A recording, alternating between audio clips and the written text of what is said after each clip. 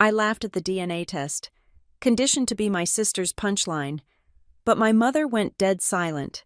I expected the results to be a humiliating secret, yet they made the estate lawyer call me immediately. My sister thought proving I had a different father would cut me out of the will. Instead, her cruelty triggered a hidden penalty clause my late father had set specifically for this moment, costing her everything. My name is Nora Wood, and for the last 5 years, I have carefully constructed a life that is beige, silent, and entirely predictable. I am 33 years old, and I live in a one-bedroom apartment in Madison, Wisconsin, a place chosen specifically because it is 1,200 miles away from where I grew up.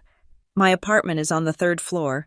It has cream-colored walls, functional furniture that I bought from a catalog, and absolutely no ghosts. I work as a senior risk analyst at North Pine Metrics. It is a company that deals in actuaries and data modeling, a place where emotions go to die and are replaced by spreadsheets. My colleagues like me because I am efficient. I do not gossip in the break room. I do not bring drama to the quarterly reviews. I arrive at 8 in the morning, and I leave at 5 in the afternoon. My life is a series of calculated probabilities, and the probability of anything catastrophic happening to me here, in this quiet corner of the Midwest, is statistically insignificant. That is exactly how I like it. I have spent my entire adult life trying to make myself smaller. It is a survival mechanism I perfected before I even learned how to drive. When you grow up in the Wood family, shrinking is the only way to avoid being cut. We are from Baythorn, Massachusetts.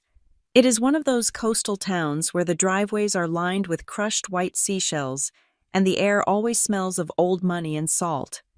My family lived in a sprawling colonial estate that looked like it belonged on a postcard. The kind of house that tourists slow down to photograph. To the outside world, the Woods were the standard. We were the benchmark for grace, success, and decorum. But inside that house, the air was so thin it was hard to breathe. My mother, Veronica Wood, does not believe in reality. She believes in the narrative. To Veronica, a family is not a group of people bound by love or blood. It is a visual presentation. Every holiday, every dinner, every interaction was curated for an invisible audience. If I scraped my knee as a child, the concern was not whether I was hurt, but whether the blood would stain the white carpet or if the bandage would clash with my dress for the Sunday brunch. She loves the story of a perfect life far more than she ever loved the people living it. She treats conversations like press releases. Everything has to be angled correctly. Everything has to be lit just right. And then there is Cassidy. My sister is 2 years older than me, and she is everything I am not. Cassidy is the sun, and the rest of us were just planets hoping not to get burned by her gravity. She is beautiful in a sharp, terrifying way. She has our mother's eye for optics, but our father's intellect. Weaponized. Growing up, Cassidy turned every room she entered into a stage. The dining room was her theater. She would hold court at the head of the table, recounting stories where she was always the hero or the victim, but never the villain. She sucked the oxygen out of the room, demanding total attention, and my mother gave it to her willingly. Cassidy was the star. I was just part of the set design, a supporting character who was expected to hit her marks and not bump into the furniture. I learned to be quiet. I learned that if I did not speak, I could not be criticized. If I did not occupy space, I could not be targeted. I became a master of blending into the wallpaper, of watching rather than participating. The only person who ever saw me was my father. Thomas Wood was a man of few words. He built the family fortune through shipping logistics, a hard, gritty business that contrasted with the pristine world my mother tried to maintain. He was a large man with gentle hands, and in a house full of performance art. He was the only thing that felt real. He did not say much at the dinner table while Cassidy monologued and Mother preened, but he would look at me. It was a specific look, over the rim of his wineglass, a small tightening of the eyes that said, "I see you. Nora, I know."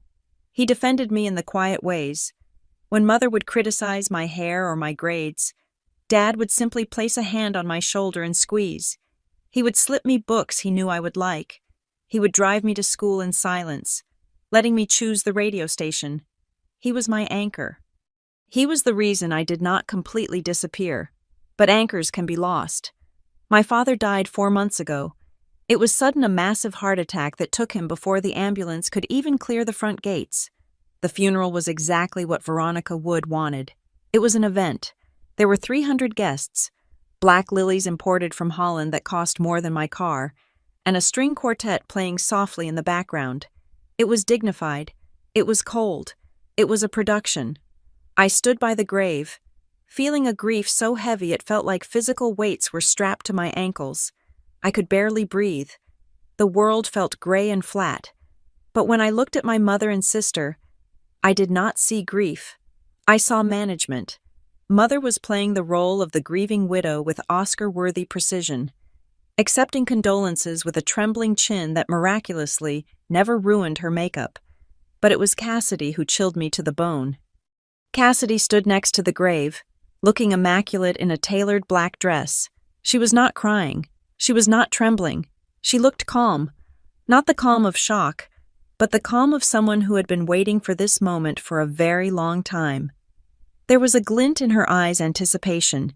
It looked like she was mentally rearranging the furniture in Dad's office before his body was even in the ground. It looked like she was calculating the square footage of her new kingdom. That look terrified me. After the funeral, I fled. I did not stay for the reading of the will. I did not stay to help sort through his clothes. I could not bear to be in that house without him, watching my mother and sister consume his legacy like vultures picking at a carcass. I returned to Madison, to my beige walls and my risk analysis spreadsheets. I told myself I was done. I told myself I would live, as if I had never belonged to them. I would be Nora Wood, the independent woman from Wisconsin, not Nora Wood, the shadow of Baythorn. I spent the last 4 months successfully avoiding them. I sent brief text messages.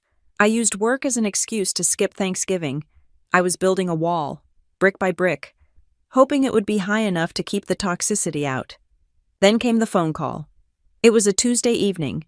I was sitting on my couch, eating takeout noodles and watching a documentary about deep-sea exploration.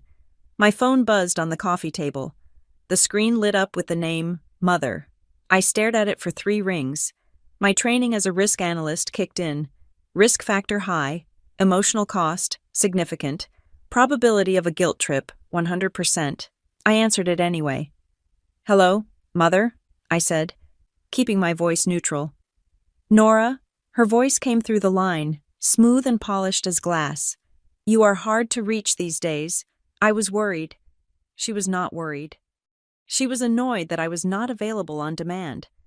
"I have been busy with work," I lied. "Quarterly reports." "Of course," she said, dismissive. "Listen, darling, your birthday is coming up next week." I felt a knot tighten in my stomach. "I know. I was planning to just have a quiet night here." "Nonsense," she cut in. "You are turning 33. That is a lovely age. We want you to come home, just for the weekend."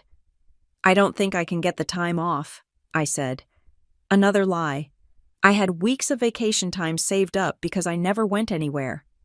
"Nora," her tone shifted, becoming sharper. "We haven't seen you since the funeral. It looks odd. People ask about you." There it was. It wasn't about missing me. It was about the optics. It looked bad that the grieving daughter was absent. It disrupted the narrative. "I really don't think—" "Cassidy wants to see you," Mother interrupted. "She has been organizing some of your father's things. There are legal matters regarding the estate that are finally moving forward. The lawyers need signatures. We thought we could combine it. A small birthday dinner on Saturday. Just the 3 of us. Family." I gripped the phone tighter. Small birthday dinner. The phrase sounded wrong coming from her. Veronica Wood did not do small, and Cassidy never did anything that didn't benefit Cassidy. "What legal matters?" I asked. "Just formalities," Mother said, her voice breezy. Too light.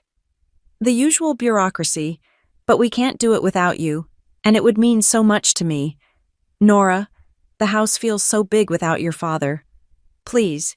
She played the widow card. She knew exactly where the weak points in my armor were. Even though I knew she was manipulating me, the mention of my father made my chest ache. If there were estate matters, I had to deal with them. I couldn't run from the legal reality of his death forever. And a part of me, the small, stupid part that still wanted a mother, wanted to believe she actually missed me. "Just a dinner," I asked. "No parties, no guests. Just us," she promised. "A quiet evening. We can toast to your birthday and to your father's memory. Please, Nora, come home." I looked around my safe, beige apartment. It felt suddenly very lonely. "Okay," I said, against my better judgment. "I will come for the weekend." "Wonderful," she said. The warmth instantly evaporated from her voice, replaced by efficiency. "I will have the guest room prepared. Drive safely." She hung up before I could say goodbye. I sat there for a long time, staring at the blank screen of my phone. The silence of my apartment usually comforted me, but now it felt heavy. I had analyzed the risk, and I had accepted it. But as I sat there, a feeling of unease began to crawl up my spine. It was the way she had said small birthday dinner. It sounded rehearsed. It sounded like a line in a script, and the mention of Cassidy organizing Dad's things that made my skin prickle. Cassidy had never organized anything in her life that didn't result in her gaining power. I walked over to the window and looked out at the dark street below. I was going back to Baythorn. I was going back to the stage. I told myself I could handle it. I was 33 years old. I was a professional. I was not the scared little girl hiding in the library anymore. But as I packed my bag that night, choosing my clothes like armor-sharp blazers, neutral colors, nothing that would draw attention, I couldn't shake the feeling that I was walking into a trap. I wasn't going home for a celebration. I was reporting for duty in a war I didn't realize had already started. I looked at the framed photo of my father on my nightstand. It was the only picture of family I kept out. He was smiling. That rare, genuine smile he saved for me. "I'll handle them, Dad," I whispered to the photo. I had no idea how wrong I was. I had no idea that the moment I agreed to return, the gears of a machine I couldn't see had started to turn. My mother and sister weren't planning a party. They were planning an execution, and I was driving 1,200 miles to hand them the axe. The drive from Madison to Baythorn was not a journey home. It was a tactical retreat into enemy territory. I spent the hours gripping the steering wheel until my knuckles turned white, listening to podcasts about forensic accounting just to keep my brain occupied. I needed the distraction.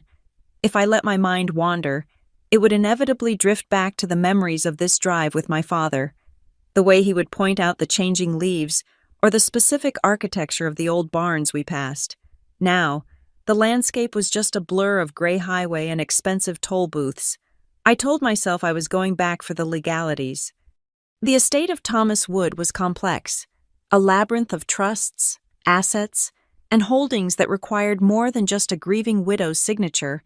I needed to know where things stood. That was the logical, risk analyst reason. But the emotional truth, the variable I tried to suppress, was that I was tired of running. I had spent 4 months hiding in Wisconsin, letting the silence of my apartment shield me. But silence does not solve problems. It only delays them. If I wanted to truly sever the cord, I had to go back and cut it myself. My phone, mounted on the dashboard, lit up with a notification as I crossed the state line into Massachusetts. It was an automated email from a national courier service. Delivery confirmation. "Your package has been delivered to the front porch." I frowned. I had not ordered anything to the Baythorn address. I tapped the screen to open the full message, keeping one eye on the road. The account was linked to the family's primary email, a shared digital space my father had set up years ago for utility bills and household maintenance. We all had access, though I rarely checked it. The order details were sparse. It was a small package. Priority shipping. The recipient was listed clearly Cassidy Wood. That was strange. Cassidy usually had her endless stream of designer clothes and skincare products sent to her condo in Boston, not the main house in Baythorn. I glanced at the item description. It was abbreviated. cut off by the character limit of the subject line. Gen ID Home Kit, Ancestry Health. A DNA test. I felt a cold prickle at the base of my neck. Why would Cassidy need a DNA test? We knew exactly who we were. The Woods had a family tree that was pruned and documented back to the Mayflower. It was one of Mother's favorite conversation starters at charity galas. Perhaps it was for the health screening portion. Maybe she was worried about some genetic predisposition, some flaw in the bloodline that might tarnish her perfection. I swiped the notification away. It was likely nothing, just another one of Cassidy's self-obsessed projects, another way to gaze into a mirror, even at a cellular level. But the timing sat uncomfortably in my stomach. She orders a genetic test to arrive the exact week I return. In my line of work, we call that a correlation worth monitoring. By the time I pulled through the wrought iron gates of the estate, the sun had already dipped below the horizon. The house loomed ahead, a massive structure of white clapboard and black shutters, lit up like a national monument. It did not look like a home. It looked like a stage set for a period drama where everyone dies in the end. I parked my sedan next to Cassidy's Porsche. The contrast was laughable. My car was practical, dusty from the road, and invisible. Hers was sleek, aggressive, and cost more than my entire college education. I took a breath, centered myself, and walked to the front door. I did not have to knock. The door swung open before my hand even touched the brass handle. My mother stood there. "Nora," she exclaimed. The sound was right. The volume was appropriate for a welcoming mother, but the physical action was all wrong. She pulled me into a hug that felt stiff, like embracing a mannequin. Her hands patted my back twice one, to a signal that the interaction was complete. She pulled back and immediately scanned me from head to toe. Her eyes lingered on my shoes, comfortable loafers, my trousers wrinkled from the drive, and my hair pulled back in a severe bun. She did not say anything critical, but the slight tightening of her lips spoke volumes. I had failed the first inspection. "You must be exhausted," she said, her voice airy. "Come in. We have everything ready." I stepped inside. The foyer was overwhelming. The scent of white lilies was so potent it tasted metallic in the back of my throat. Everywhere I looked, there were flowers, massive arrangements on the console tables, on the staircase landing, in the corners. It looked less like a birthday celebration and more like a wake. "Where is Cassidy?" I asked. "In the dining room," Mother said, turning her back to me to lead the way. "She has been so helpful. Nora, truly, I do not know what I would have done without her these past few months." We entered the dining room, and I stopped cold. The table, which could seat 16 people easily, was set for 3, but it was not set for a cozy family dinner. It was set for a summit. The candles were tall and white, spaced with mathematical precision. The silverware gleamed under the chandelier light with a harsh, surgical brightness. The tablecloth was so starched, it looked like a sheet of white steel. And there was Cassidy. She was standing by the sideboard, pouring wine. She wore a dress that was a shade of red so deep it looked like fresh arterial blood. It was tailored to within an inch of its life. When she saw me, she didn't smile. She just tilted her head, like a predator assessing the nutritional value of a rabbit. "The prodigal daughter returns," Cassidy said. Her voice was smooth, low, and laced with something that sounded like amusement. "Happy birthday, little sister." "Hello, Cassidy," I said, keeping my hands clasped in front of me. The house looks staged. "It is an occasion," Cassidy said, walking over to hand me a glass of wine. I didn't want it, but I took it. Refusing would be seen as an act of aggression. 33? The Jesus year? Let us hope you don't have a martyr complex. "Let's sit," Mother said quickly, clapping her hands together. "Dinner is ready to be served. Mrs. Higgins made your favorite, roast duck." We sat. The distance between us felt vast. I was at one side of the long table. Cassidy was across from me, and Mother sat at the head, in the chair that used to be my father's. That detail stung more than I expected. Veronica Wood did not look like a matriarch. She looked like a child playing dress-up in a giant's chair. The meal began in a silence that was heavy enough to crush bones. The only sounds were the clinking of silver against china and the soft hum of the HVAC system. I watched my mother. She was eating, but it was mechanical. Her eyes kept darting around the room, landing on everything except me. She looked at the centerpiece. She looked at the drapes. She looked at her own hands, and she had a new habit. Her left hand was resting on the stem of her wine glass, and she was spinning it. Twist left, twist right, twist left, twist right. It was a nervous tick, a leak in her perfect hull. Why was she so nervous? She was the director of this play. She should be confident, unless she wasn't the director anymore. I shifted my gaze to Cassidy. Cassidy was eating with gusto. She looked radiant. She looked like she had just fed on something vital. "I was in New York last week," Cassidy announced. Not to me, but to the room in general. "Met with the gallery owners in Chelsea. They are very interested in the collection. I told them we are not ready to liquidate yet, but the valuation they proposed is staggering." I paused, my fork halfway to my mouth. "The collection." "You mean Dad's art collection?" "Our collection," Cassidy corrected, her eyes snapping to mine. "And yes, it is sitting in a warehouse gathering dust. I am exploring options. That is what responsible stewards do. Nora, we maximize assets." "Dad loved those paintings," I said quietly. "He spent 30 years collecting them. He didn't buy them as assets. He bought them because he liked them." "Dad is dead," Cassidy said. She said it without emotion. Just a statement of fact, like commenting on the weather. Sentimental attachment is a luxury we cannot afford if we want to maintain this estate. I asked. I didn't realize we were making decisions yet. I haven't seen the final executing documents. This was the opening. I watched my mother closely. "Speaking of which," I continued, keeping my voice level, "that is why I came back. I assumed since the lawyers are involved, the reading of the will is scheduled. I need to know the timeline for the probate process." The reaction was instantaneous. Mother stopped spinning her glass. Her hand froze. She went completely still, her face draining of the little color it had. She didn't answer me. Instead, her eyes shot desperately to Cassidy. It was a look of pure panic, a look that said, "Help me." I do not know the line. It was the look of a subordinate waiting for orders.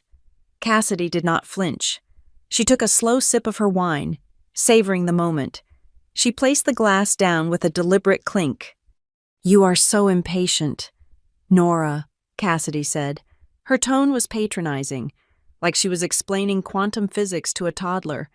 "Always rushing to the end of the book. The lawyers are handling the complexities. There are nuances." "What kind of nuances?" I pressed. "A will is a legal directive. It is either executed or it is contested. Which is it?" "Everything is under control," Cassidy said, leaning back in her chair. She smiled, but it didn't reach her eyes. "You do not need to worry your little head about the heavy lifting. We wanted you here for your birthday, to celebrate. The business will happen when it happens." "When?" I asked. Cassidy's smile widened, revealing teeth that looked too white, too sharp. "All in good time, Nora, at the exact right moment. You will know everything." The vague threat hung in the air between us. I looked at my mother again. She had resumed spinning her glass. Faster now. Twist, twist, twist. She looked terrified. And then it clicked.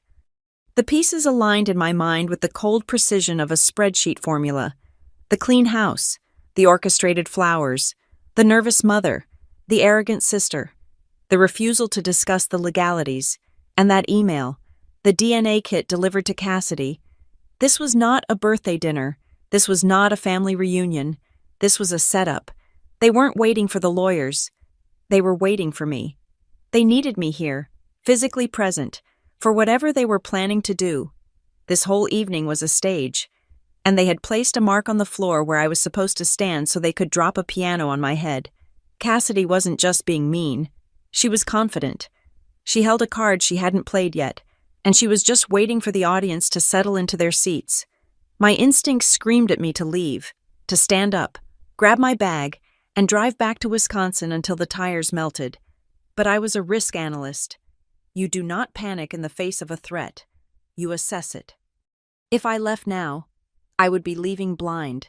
I would be giving them the advantage of surprise. If they wanted a show, I would stay, but I would not play the victim. I picked up my wine glass and took a sip, mimicking Cassidy's motion. I forced my shoulders to relax. I let a small, bland smile touch my lips. "You are right," I said, my voice calm. "I should just relax. It is my birthday, after all." I saw a flicker of confusion in Cassidy's eyes. She had expected me to push, to get emotional, to demand answers. My compliance threw her off her rhythm, just for a second. "Exactly," Cassidy said, though her voice had lost a fraction of its edge. I cut a piece of the duck. It was cold. "So," I said, looking at my mother, "tell me more about the garden. Mother, are the hydrangeas blooming early this year?" I decided then and there I would not ask another question about the will. I would not ask about the money. I would sit here, eat this cold bird, and watch them. I would count every blink, every glance, every micro-expression. I was in the interrogation room, yes, but they forgot that I was the one who analyzed data for a living. They thought they had trapped me. They didn't realize they had just locked themselves in with a witness who was taking notes. The transition from dinner to dessert was abrupt, signaled not by a conversation lull, but by Cassidy snapping her fingers at the kitchen door. The air in the dining room had grown stale, thick with unsaid words and the metallic tang of my own anxiety. I had barely touched the roast duck. It sat on my plate, congealed and gray, a perfect culinary representation of how I felt about being in this house. Mrs. Higgins pushed through the swinging door. She did not look at me. She was a good woman who had worked for us for 20 years, and usually, she would have greeted me with a warm hug and questions about Wisconsin. Tonight, she kept her eyes fixed on the floor tiles.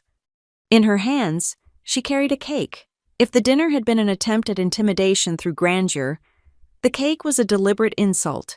In the Wood household, birthdays were historically events of patisserie excellence. My mother used to commission multi-tiered confections from a French baker in Boston, works of art involving spun sugar and gold leaf. But the thing Mrs. Higgins placed in the center of the pristine table was a rectangular slab of grocery store sheet cake. The frosting was a garish, chemical blue that clashed violently with the antique china. The plastic lid had clearly just been removed, leaving a smear of icing along the edge. The words, "Happy Birthday," were scrawled in a generic, shaky script. It cost, at most, $15. It was a prop. It was there so they could say they gave me a cake. It was the bare minimum required to maintain the charade of a celebration while signaling exactly how little I mattered. "Make a wish," Cassidy said. Her voice was flat, bored. There were no candles. I looked at the cake, then at my mother. Veronica was studying her napkin as if it contained the secrets of the universe. She knew this was wrong. She knew this was beneath the standards she had enforced for decades. But she said nothing. She was letting Cassidy direct the scene, and her complicity was more painful than the cheap sugar. "I am not hungry," I said, my voice steady. "Thank you. Mrs. Higgins, you can take it away." Mrs. Higgins looked relieved to remove the offensive object. She scurried back into the kitchen, leaving us alone again. The silence that followed was sharp, vibrating with potential energy.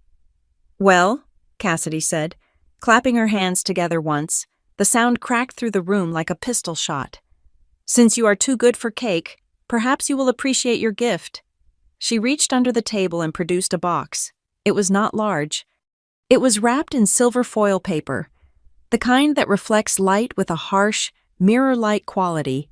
There was no bow, no card, just the silver box, sitting there like a landmine.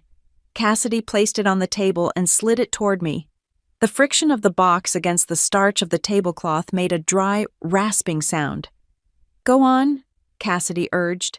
She leaned forward, her elbows on the table, a breach of etiquette Mother would have normally corrected instantly. Open it. I picked it out myself.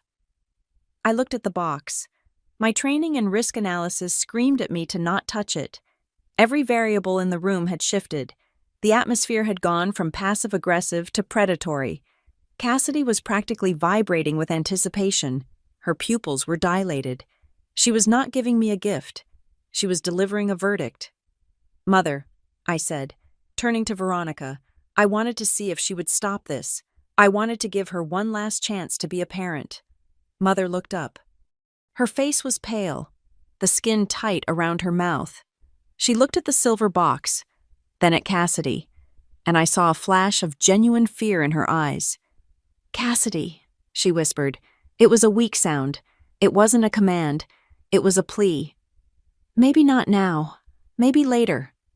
"Now is the perfect time," Cassidy said, her voice dropping an octave. It was hard and cold. "Nora came all this way for the truth about the estate, about her place in this family. It is time she understood exactly what that place is." She looked at me, her eyes locking onto mine. "Open it, Nora." I reached out. My hand did not shake. I refused to let it shake. I pulled the box closer. The silver paper felt cool under my fingertips. I hooked a finger under the fold and tore it. The sound of ripping paper seemed deafening in the quiet room. I peeled back the foil. Inside was a sleek white cardboard box. The branding was familiar. It matched the logo from the email I had received on the highway. Gen ID. Discover your origins. It was a commercial DNA test kit. I stared at it. For a second, my brain refused to process the implication. I thought it was a joke about health or ancestry, just as I had rationalized in the car. But then I looked up at Cassidy. She wasn't smiling anymore. Her expression was one of pure, unadulterated malice. It was the look of someone who had been sharpening a knife for years and finally got to use it. "I thought you might want to find your real family," Cassidy said, "since you clearly do not belong to this one." The air left my lungs. "What are you talking about?" I asked. My voice sounded strange to my own ears, hollow, distant. Cassidy laughed. It was a short, ugly sound. "Oh, stop acting. Did you really think you were one of us? Look at you. Look at me. Look at Dad's photos. You were never a Wood. Nora, you were just a charity case. Dad felt too guilty to throw out." She leaned in closer, her voice dripping with venom. "You are nothing," she hissed. "You are just another man's mistake." The words hung in the air, heavy and absolute. Another man's mistake.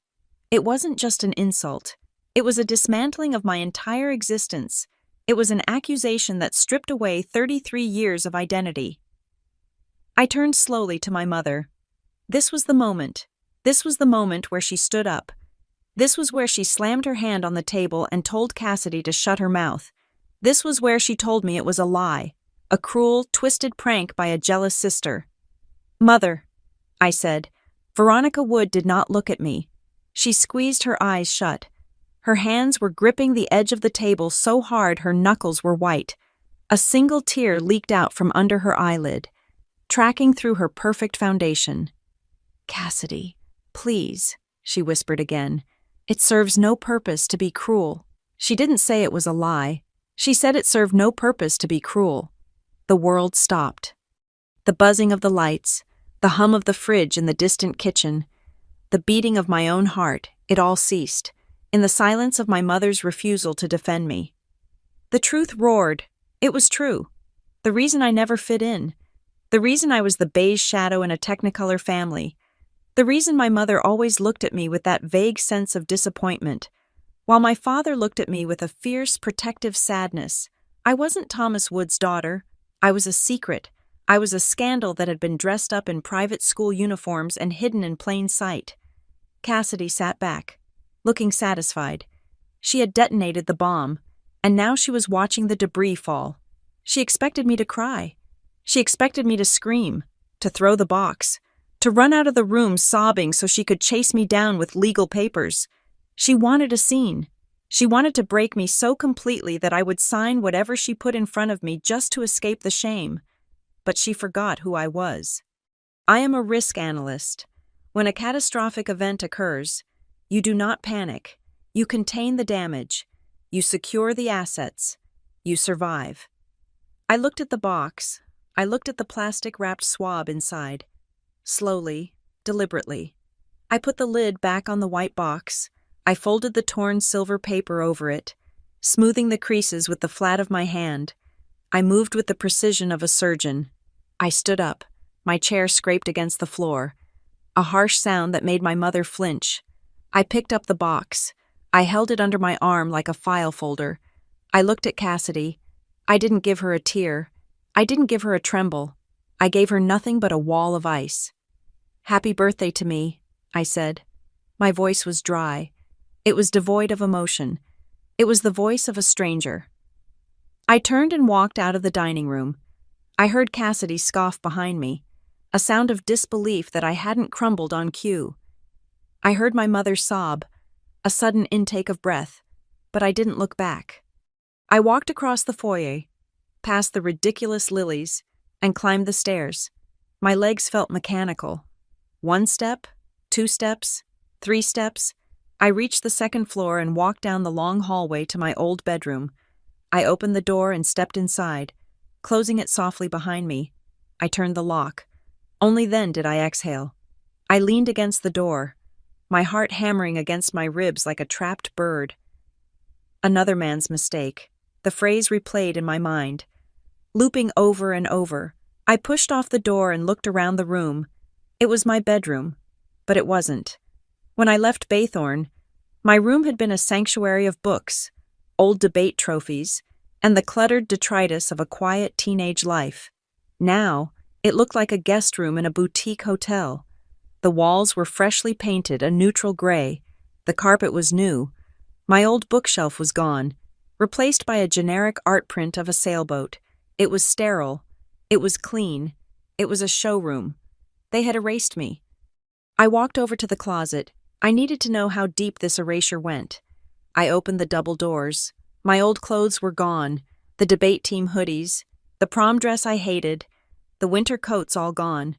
The closet was empty save for a few wooden hangers, but something caught my eye. I reached up to the top shelf. It was high, out of regular eye line. I was tall, taller than my mother, taller than the cleaning staff. There was a layer of dust on the far back corner of the shelf, but right in the middle of the dust, there was a clean, curved swipe. It was the shape of a drag mark. Someone had pulled something down from this shelf recently, very recently. I stared at the mark. The dust around it was thick. Months of accumulation. The swipe was stark and dark. I knew what used to be up there, in the back, behind the winter blankets I used to store. There had been a plastic bin, a junk bin, old report cards, participation ribbons, birthday cards from elementary school. The things that weren't important enough to display, but too sentimental to throw away. The bin was gone. A chill that had nothing to do with the room's temperature settled in my stomach. This wasn't just about cleaning out the room. If they were just renovating, they would have cleared the whole shelf, but the dust remained in the corners. Only the specific spot where the bin sat had been disturbed. Someone had come in here looking for it, Cassidy. She hadn't just ordered the DNA test on a hunch. She had gone digging. She had come into my room, rifled through my history, and found something. She had been hunting for ammunition. I looked at the DNA kit on the bed where I had tossed it. She thought this was the end of the story. She thought stripping me of my paternity would strip me of my power. She thought I would crawl away and leave the estate to her. I walked over to the bed and picked up the kit again. If she wanted a DNA test, she would get one. But she wasn't going to control the chain of custody, and she wasn't going to control the narrative. I wasn't a mistake. I was a variable she hadn't accounted for. I took out my phone. My hands were steady now. The shock had passed, replaced by a cold, hard clarity. I wasn't the daughter of Thomas Wood by blood fine, but I was the daughter he raised, and I knew how he did business. You never enter a negotiation without leverage. I looked at the empty closet shelf one last time. You took the bin. Cassidy, I thought, you took the history, but you forgot that I lived it. I turned away from the sterile room. I wasn't going to sleep. I had work to do. The silence in the house was absolute. The kind of heavy, suffocating quiet that only exists in large mansions filled with secrets. It was 2 in the morning. I had not slept. I was still dressed in my dinner clothes, though I had kicked off my loafers. I stood in the hallway, listening. My mother and sister were asleep in their respective wings, secure in their victory. They thought I was in my room, crying over a genetic testing kit. They thought I was broken. They were wrong. I was working. I knew Cassidy. She was efficient, but she was also arrogant. She would not have thrown my childhood things in the trash immediately. She would have moved them to a staging area, a purgatory for objects she deemed irrelevant, but hadn't yet authorized for the dumpster. In our house, that was the linen closet at the end of the East Hall, a massive cedar-lined walk-in that smelled of lavender and mothballs. I moved down the hallway, stepping on the edges of the runner where the floorboards were less likely to creak. I reached the closet door and turned the handle. It was unlocked. Inside, stacked haphazardly on the floor beneath rows of Egyptian cotton sheets, were 3 plastic bins. They were the translucent kind, the ones I had used to store my life before I left for college. I knelt. I did not turn on the overhead light. The ambient glow from the hallway sconces was enough. I needed to see what she had kept, and more importantly, what she had planted. I opened the first bin. It was filled with papers, old report cards, debate team certificates, art projects from elementary school that were mediocre at best. I flipped through a photo album that had been tossed on top. I analyzed the images with professional detachment. Here was the Wood family vacation in Martha's Vineyard. 1998. There was Mother, perfect in white linen.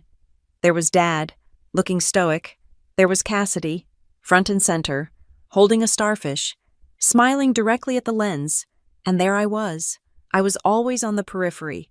In almost every single photograph, I was physically distanced from the core unit. I was standing a few inches too far to the left, or half obscured by a shadow, or looking away from the camera. It was a pattern of exclusion that had been documented for decades, a visual data set proving I had been an outlier long before tonight's revelation. I moved to the second bin. This one was unlabeled. It looked like a catch-all, a dumping ground for loose items swept from shelves. I dug through it carefully, lifting layers of old yearbooks and trophies. My hand brushed against something at the very bottom. It was an envelope. It stood out immediately. The paper of the envelope was bright white, crisp, and clean. Everything else in the bin was yellowed with age, smelling of dust and time. This envelope was new. It had not been sitting there for 10 years. It had been placed there. It was a breadcrumb. I hesitated for a fraction of a second, calculating the probability of a trap. But if Cassidy wanted me to find this, I needed to know what the narrative was. I picked it up. It was unsealed. I slid the contents out. It was a photograph, an actual physical print, not a digital copy. It was old. The colors faded to that nostalgic 70s orange tint. It showed my mother. She was much younger, her hair looser, her smile less practiced. She was sitting on a park bench, holding a baby wrapped in a yellow blanket. That baby was me. I knew the blanket. I still had a shred of it somewhere, but the man sitting next to her was not Thomas Wood. He was tall, with dark curly hair and a jawline that looked terrifyingly familiar when I touched my own face. He had his arm around the back of the bench, leaning in toward my mother with an intimacy that made my stomach turn. He wasn't looking at the camera. He was looking at her, and she was looking at him with an expression I had never seen her direct at my father: reckless, terrifying adoration. I flipped the photo over. On the back, in my mother's unmistakable, elegant cursive, were 2 words: "Forgive me." I stared at the writing. The ink was blue. It wasn't fresh, but it wasn't decades old either. It looked like it had been written maybe a few years ago. Perhaps when she was going through old boxes, or perhaps when the guilt became too much to carry in silence. I set the photo down on the floor. I did not cry. I engaged the audit protocol. I pulled my phone from my pocket. I took a high-resolution photo of the front of the picture, then the back. Then I took a wide shot of the bin, capturing the position of the envelope relative to the other items. I zoomed in on the dust patterns inside the bin. There was a disturbance in the dust layer around the envelope, a clear smudge where a finger had pressed it down to ensure it sat flat. This was a plant. Cassidy had raided my room, found the bin, perhaps found this photo elsewhere in the house, maybe in Dad's private safe, or Mom's jewelry box, and seated it here for me to find. She wanted me to go looking for answers. She wanted me to find the visual proof that I was a bastard child, so that the DNA test would just be the final nail in the coffin. I picked up the DNA kit I had brought with me from the bedroom. I held it in one hand and the photo in the other. The strategy was becoming clear. Cassidy didn't just want me out of the will. She wanted me to self-destruct. She wanted me to take the test, see the results, feel the shame of being another man's mistake, and run away. She wanted me to be so humiliated that I wouldn't fight for the assets. She expected me to use the kit she provided, register it with my email, and probably share the results with the family account because I was desperate for connection. She wanted to control the data. I put the photo back in the envelope. I placed the envelope back at the bottom of the bin, exactly where I found it. I adjusted the yearbooks on top to match the angle in my reference photo. I smoothed the carpet fibers where I had kneeled. I was not going to play her game. I was going to build my own board. I went back to my room, locking the door behind me. I sat at the small desk and opened my laptop, connecting to the internet via a personal hotspot, not the house Wi-Fi. I wasn't going to let their router log my traffic. I began to type a list of protocols. First, the kit. I could not use the one Cassidy gave me. It was compromised. She likely had the serial number recorded. If I sent it in, she might have a way to access the results. Or worse, she could have tampered with the registration. I would keep her kit as a decoy.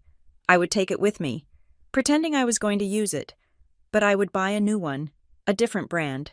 Second, the identity. I would not use the name Nora Wood. I would not use my address in Madison. I opened a browser window and set up a new email account. NW, audit, protocol at unsecured mail provider. I generated a password that was 20 characters long. I looked up the locations of private mailboxes in a town 3 hours south of Madison, across the state line in Illinois. I would drive there next week. I would rent a box using cash. Third, the payment. I could not use my credit card. The transaction would appear on my bank statement, and while Cassidy didn't have access to my accounts, I was done taking chances with digital footprints. I would buy a prepaid Visa card at a grocery store in a town I never visited. Using cash, I withdrew from an ATM inside a casino where the volume of transactions was high. I would execute the test. I would send it from a post office in a third state. I looked at the DNA kit on the bed. It was no longer a weapon against me. It was just a biological sample collection unit. I slept for 2 hours, a dreamless, shallow nap. When I woke, the sun was just beginning to bleach the sky a pale, sickly gray. I packed my bag with military precision. The clothes were folded tight. The DNA kit was buried in the center of my laundry bag, wrapped in a sweater. I checked the room. I wiped the desk where my laptop had sat. I smoothed the bedspread. I made it look as if I had barely been there. I walked downstairs. The house was waking up. I could hear the distant clatter of Mrs. Higgins in the kitchen. I reached the foyer and saw Cassidy.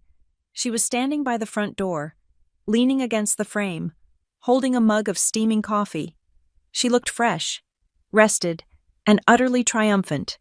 She was wearing a silk robe that probably cost more than my first car. "Leaving so soon?" she asked. Her voice was light, teasing. "You haven't even had breakfast." "I have to get back," I said. My voice was raspy, and I didn't clear it. I let her hear the exhaustion.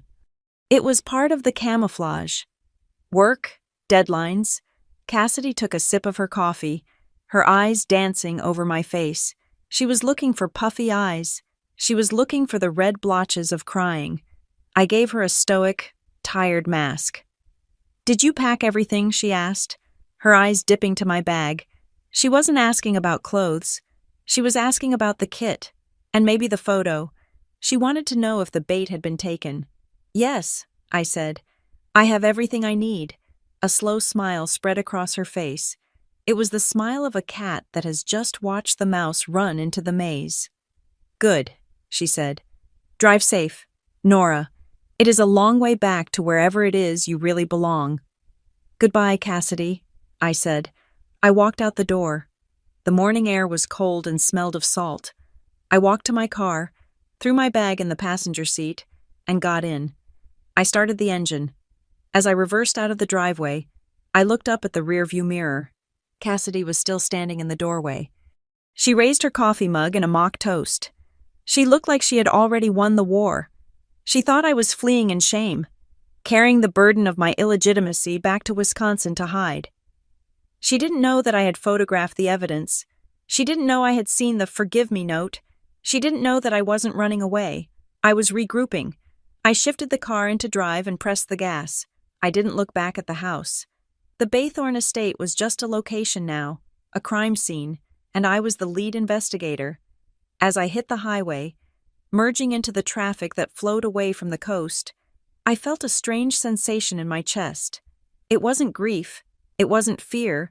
It was the cold, hard hum of an engine coming online. "You want a DNA test, Cassidy," I said aloud to the empty car. "I'll give you a DNA test.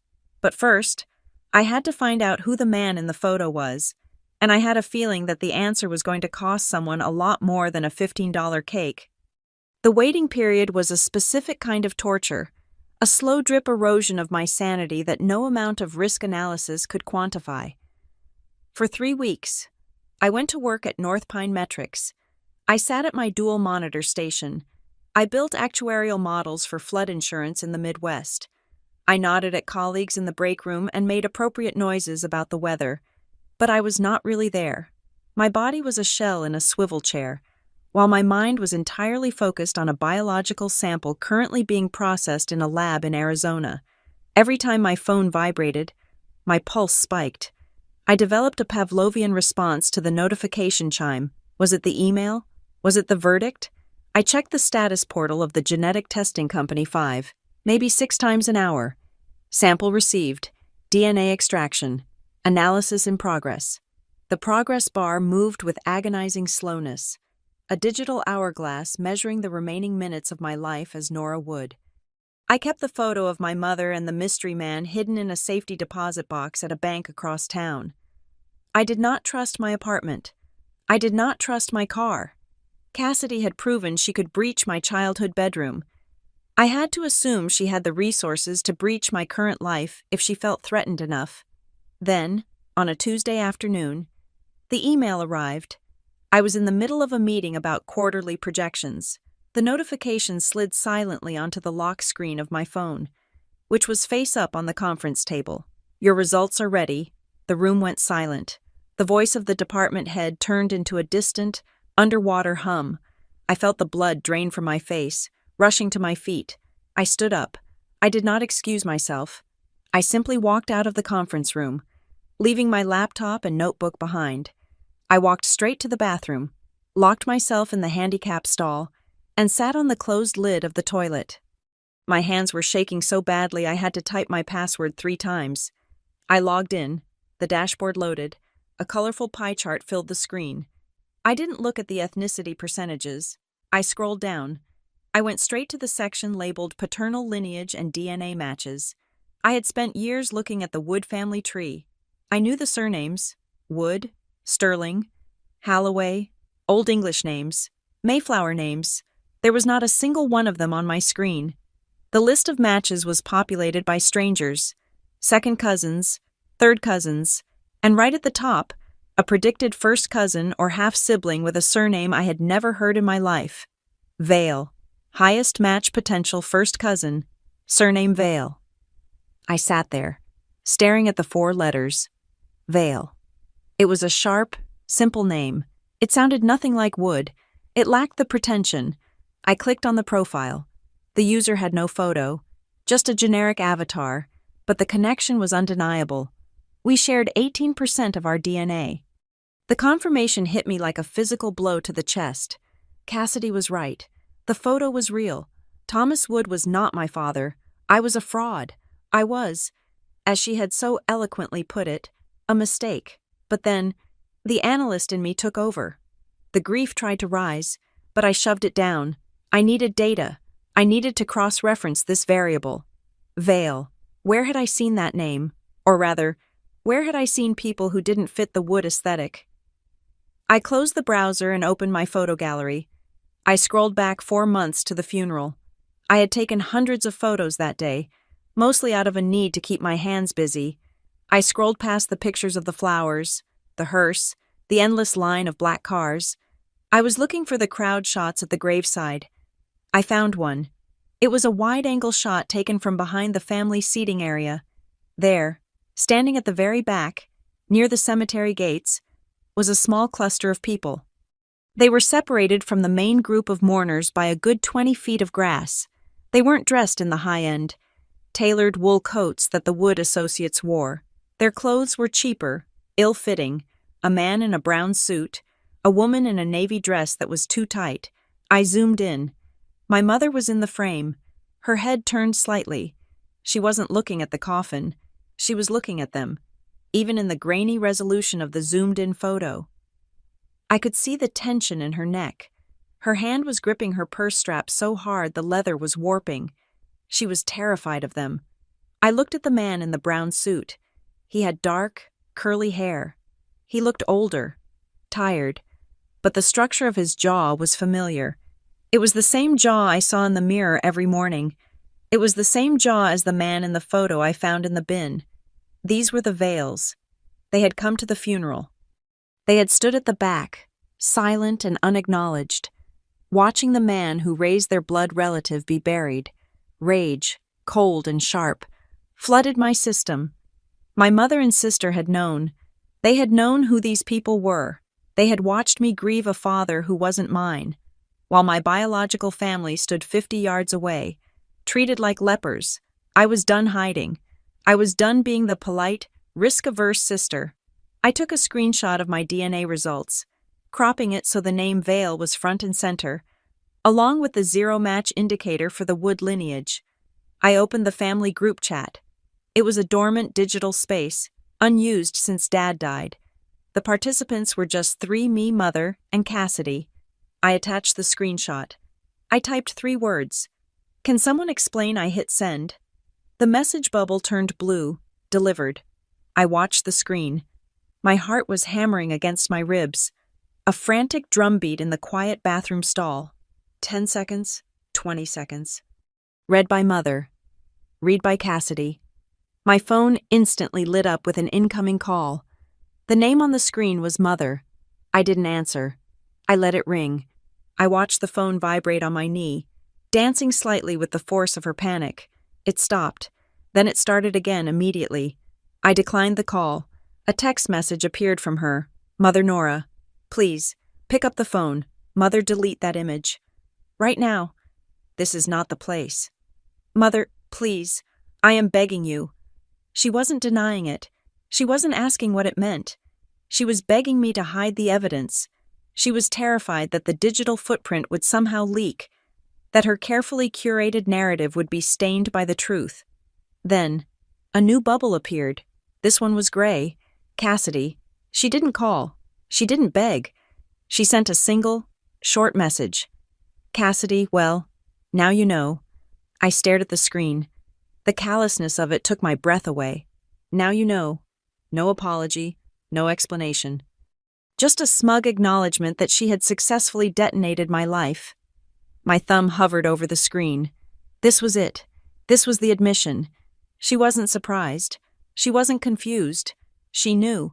She had known all along, and she had waited until my birthday to weaponize it.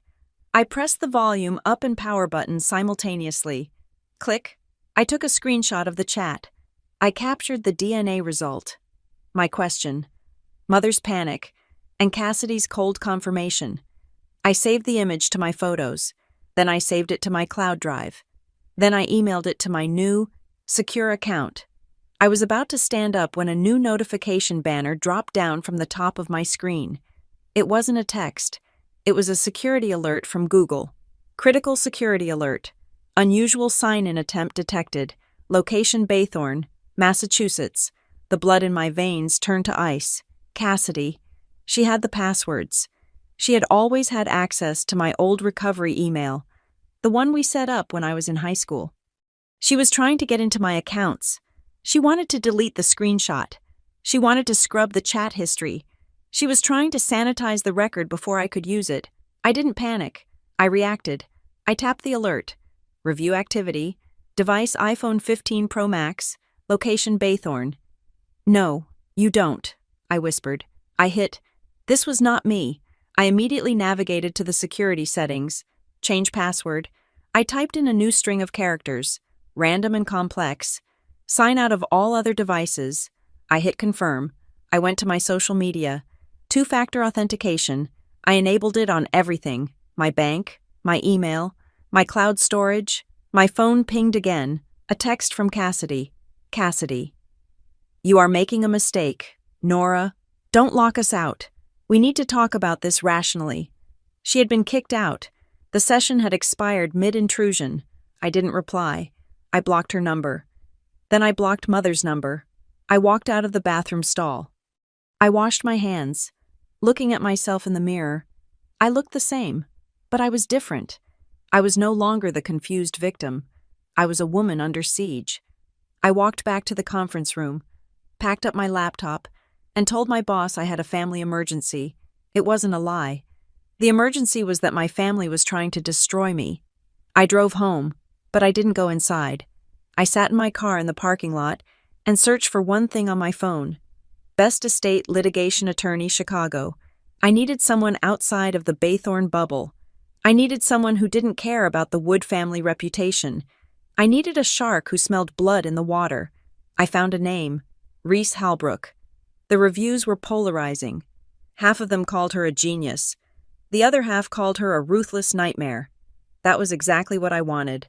I called her office. Halbrook Law, a receptionist answered. My name is Nora Wood, I said. I am the daughter of Thomas Wood. I have a genetic test, a screenshot of an admission of fraud, and an estate worth millions that my sister is trying to steal. I need an appointment today. There was a brief pause. Can you be here in an hour? I drove to Chicago. The office was on the 45th floor of a glass tower that overlooked the lake. It was not warm. It was not welcoming. It was steel and chrome and intimidating as hell. Reese Halbrook was waiting for me. She was a woman in her 50s with short, silver hair cut in a sharp bob and glasses that looked like they cost more than my rent. She didn't offer me coffee. She pointed to a chair. Talk, she said. Facts only. No tears. I laid it out. I put the phone on the desk. I showed her the email from the courier service. I showed her the photo of the forgive me note. I showed her the DNA results. And finally, I showed her the screenshot of the group chat. Reese looked at the screenshot for a long time. She zoomed in on Cassidy's message. Now you know. She looked at the timestamp of the login attempt from Baythorn. She took off her glasses and cleaned them slowly with a microfiber cloth. The silence in the room was heavy, but it wasn't oppressive. It was the silence of a general reviewing a battle map. You think this is about them hating you, Reese said. Her voice was low, gravelly. They do hate me, I said. Irrelevant, Reese snapped. She put her glasses back on. Her eyes were sharp, intelligent, and completely devoid of sympathy. Hate is an emotion. This is not emotional. This is transactional. She tapped the printout of the login attempt. Your sister didn't just want to hurt your feelings. Nora, if she just wanted to hurt you, she would have left it at the dinner table, but she tried to access your accounts. She tried to destroy the record of her knowledge. Reese leaned forward, clasping her hands on the desk. She ordered the kit to arrive on a specific date. She staged the reveal. She waited for you to react, and when you didn't react the way she wanted, she confirmed it in writing. Why? I asked. Why go through all this trouble? Reese smiled. It was a terrifying expression. Because of the timeline, Reese said. Your father died 4 months ago. The will hasn't been executed. Why? Because there is likely a contest period. Cassidy isn't just being mean. She is trying to get you to disinherit yourself. Reese stood up and walked to the window, looking out at the city. If you are not a biological Wood, Cassidy can petition the court to have you removed from the trust, but that is messy. It takes years. It airs dirty laundry. But if you walk away, if you sign a settlement because you are ashamed, if you act irrationally and give them grounds to claim you are unstable. She turned back to me. She gave you the DNA test because she wanted you to run. She wanted you to feel like a fraud so you wouldn't look at the paperwork. Reese walked back to the desk and placed her hand on my phone. She made a mistake, though. What mistake? I asked. She got arrogant, Reese said. She confirmed she knew, and by trying to hack you, she showed intent to suppress evidence. Reese sat down and opened a fresh legal pad. She picked up a pen. This isn't a family squabble. Nora, this is a strategy, a hostile takeover, and you just hired the best defense in the city. She looked at me, and for the first time, I felt a flicker of hope. Not the warm, fuzzy hope of a happy ending, but the cold, hard hope of retribution. We are going to audit them, Reese said. We are going to audit every penny, every email, every movement your sister made while your father was dying, and we are going to find out exactly why she is so desperate to get rid of you. I nodded. Let's get to work, I said. Reese Halbrook did not treat my story like a tragedy. She treated it like a tangled ball of wire that needed to be straightened out with pliers. Her office was no longer a place of consultation. It had become a war room. The view of the Chicago skyline was ignored. All attention was focused on the massive whiteboard that covered the west wall. Stop, Reese commanded, holding up a marker. You are using emotional language again. Nora, I do not care that your mother looked guilty at the funeral. Guilt is not a metric I can present to a judge. I need behavior. I need timestamps. I need verifiable actions. I took a deep breath, forcing the lump in my throat to dissolve. She was standing apart from the veils. She was gripping her purse. She looked at them, then she looked away. Better, Reese said, uncapping the marker. She wrote funeral visual acknowledgement of biological relations. Next, the DNA kit. Tell me the sequence again, not how it felt, just the mechanics. It was delivered to Cassidy. It was pre-purchased. She handed it to me at the dinner table. She stated, and I quote, "Another man's mistake." Reese wrote verbal assault, public humiliation on the board. She circled it twice. The marker squeaked sharply against the whiteboard, a sound that felt like a scalpel cutting through skin. Here is the play, Reese said, turning to face me. She looked like a general explaining a flanking maneuver. Cassidy knows that biology alone does not automatically invalidate a will, especially if your father raised you as his own. The law recognizes equitable adoption and established parental relationships. Simply proving you are not a Wood by blood is not enough to strip you of your inheritance. Then why do it? I asked. Why the theatrics psychological warfare? Reese replied. She is building a case for undue influence or fraud. If she can prove you knew you were illegitimate and hid it from your father to secure assets, that is fraud. If she can prove your father was senile and she was the only one protecting the true bloodline, she positions herself as the guardian of the estate. Reese walked over to the table and poured herself a glass of water. But the real goal is simpler, she continued. She wants you to quit.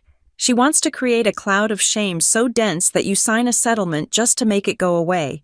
She is banking on you being the quiet, risk-averse sister who hates conflict. She thinks if she waves a DNA test in your face, you will run back to Wisconsin and leave the keys on the table. I looked at the whiteboard. The timeline Reese was building was stark. October, father dies. November, Cassidy moves into the main house. December, limited communication. January, the birthday dinner. I am not running, I said. Good, Reese said. Now, we need to populate this timeline with more than just your memories. We need witnesses. You said your father was sick for 6 months before he died. Who was there? My mother? The nurses? Mrs. Higgins? Who else? Reese pressed. Who saw the dynamic between Cassidy and your father when the lawyers weren't around? I thought back. The memories of those months were blurry for me because I had been in Madison, managing my guilt over not being there enough, but I knew the ecosystem of Baythorn. The neighbors, I said. Mrs. Gable. She lives next door. She is a nosy woman, but she loved my dad. Call her, Reese said. She pointed to the speakerphone on the desk. Right now. What do I say? You are checking in. You are the grieving daughter. You let her talk. Gossip is the best form of intelligence gathering. I dialed the number. My hands were sweating. The line rang 3 times before a breathless voice answered. Hello? Mrs. Gable. It is Nora Wood. Oh, Nora. Her voice pitched up. My goodness, I was just thinking about you. I saw your car at the house last weekend. You didn't stop by. I know. I am so sorry, I said, channeling the polite daughter persona. It was a very intense visit. I am actually calling because I'm trying to put together a scrapbook for Dad. I was wondering if you saw much of him in those last few months. I feel like I missed so much being in Wisconsin. Oh, honey, Mrs. Gable sighed. It was hard. He declined so fast. We didn't see him walking the grounds much after July. Did he have many visitors? I asked. Just Cassidy.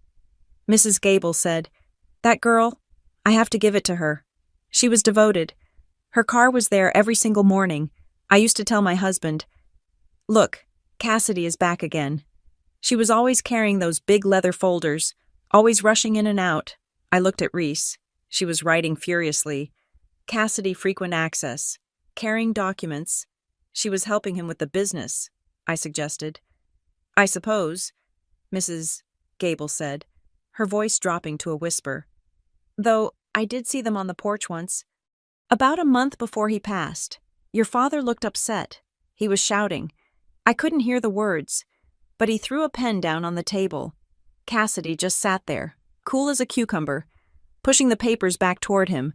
She didn't leave until he picked the pen up again. Reese's eyes widened. She slashed a check mark on the whiteboard. That sounds stressful, I said, keeping my voice even. Thank you, Mrs. Gable.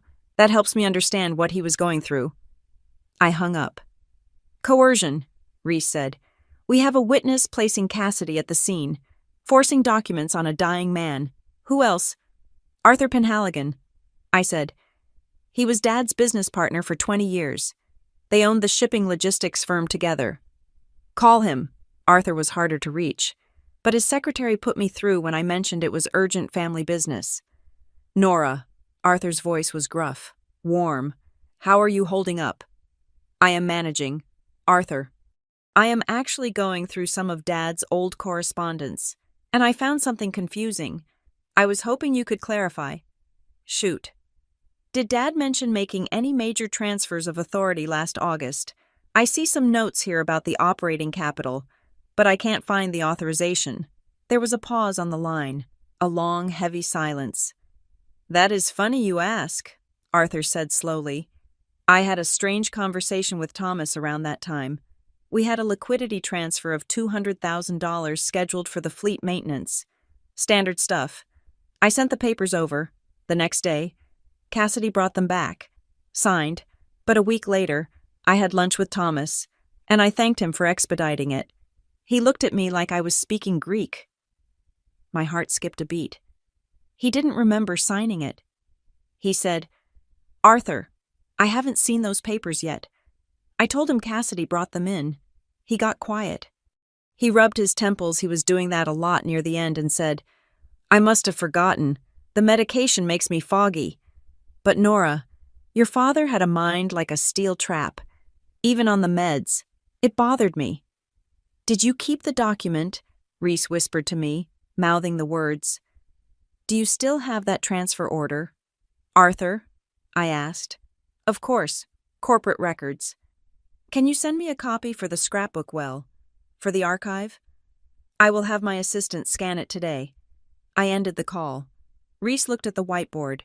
She drew a line connecting Cassidy with papers to Thomas for getting signature. This is the crack in the dam, Reese said. If your father claimed he didn't sign it, and Cassidy delivered it, we have two possibilities. One, he was mentally incompetent, which invalidates everything he signed in that period. Two, the signature is a forgery. Cassidy wouldn't forge a signature, I said, though as I said it, I realized I didn't know that for sure. She is too smart. She knows that is a felony. Smart people do stupid things when they think no one is watching, Reese said. We will get a handwriting expert to compare that scan against his previous signatures. If there is even a tremor of difference, we use it. We spent the next 2 hours building the indictment. I called the old housekeeper who had been let go a month before Dad died. She confirmed that Cassidy had ordered her to stay out of the study whenever she was there. I called the nurse agency. They confirmed that Cassidy had requested to be the primary point of contact, bypassing my mother. It was a pattern. Isolation. Control. Pressure.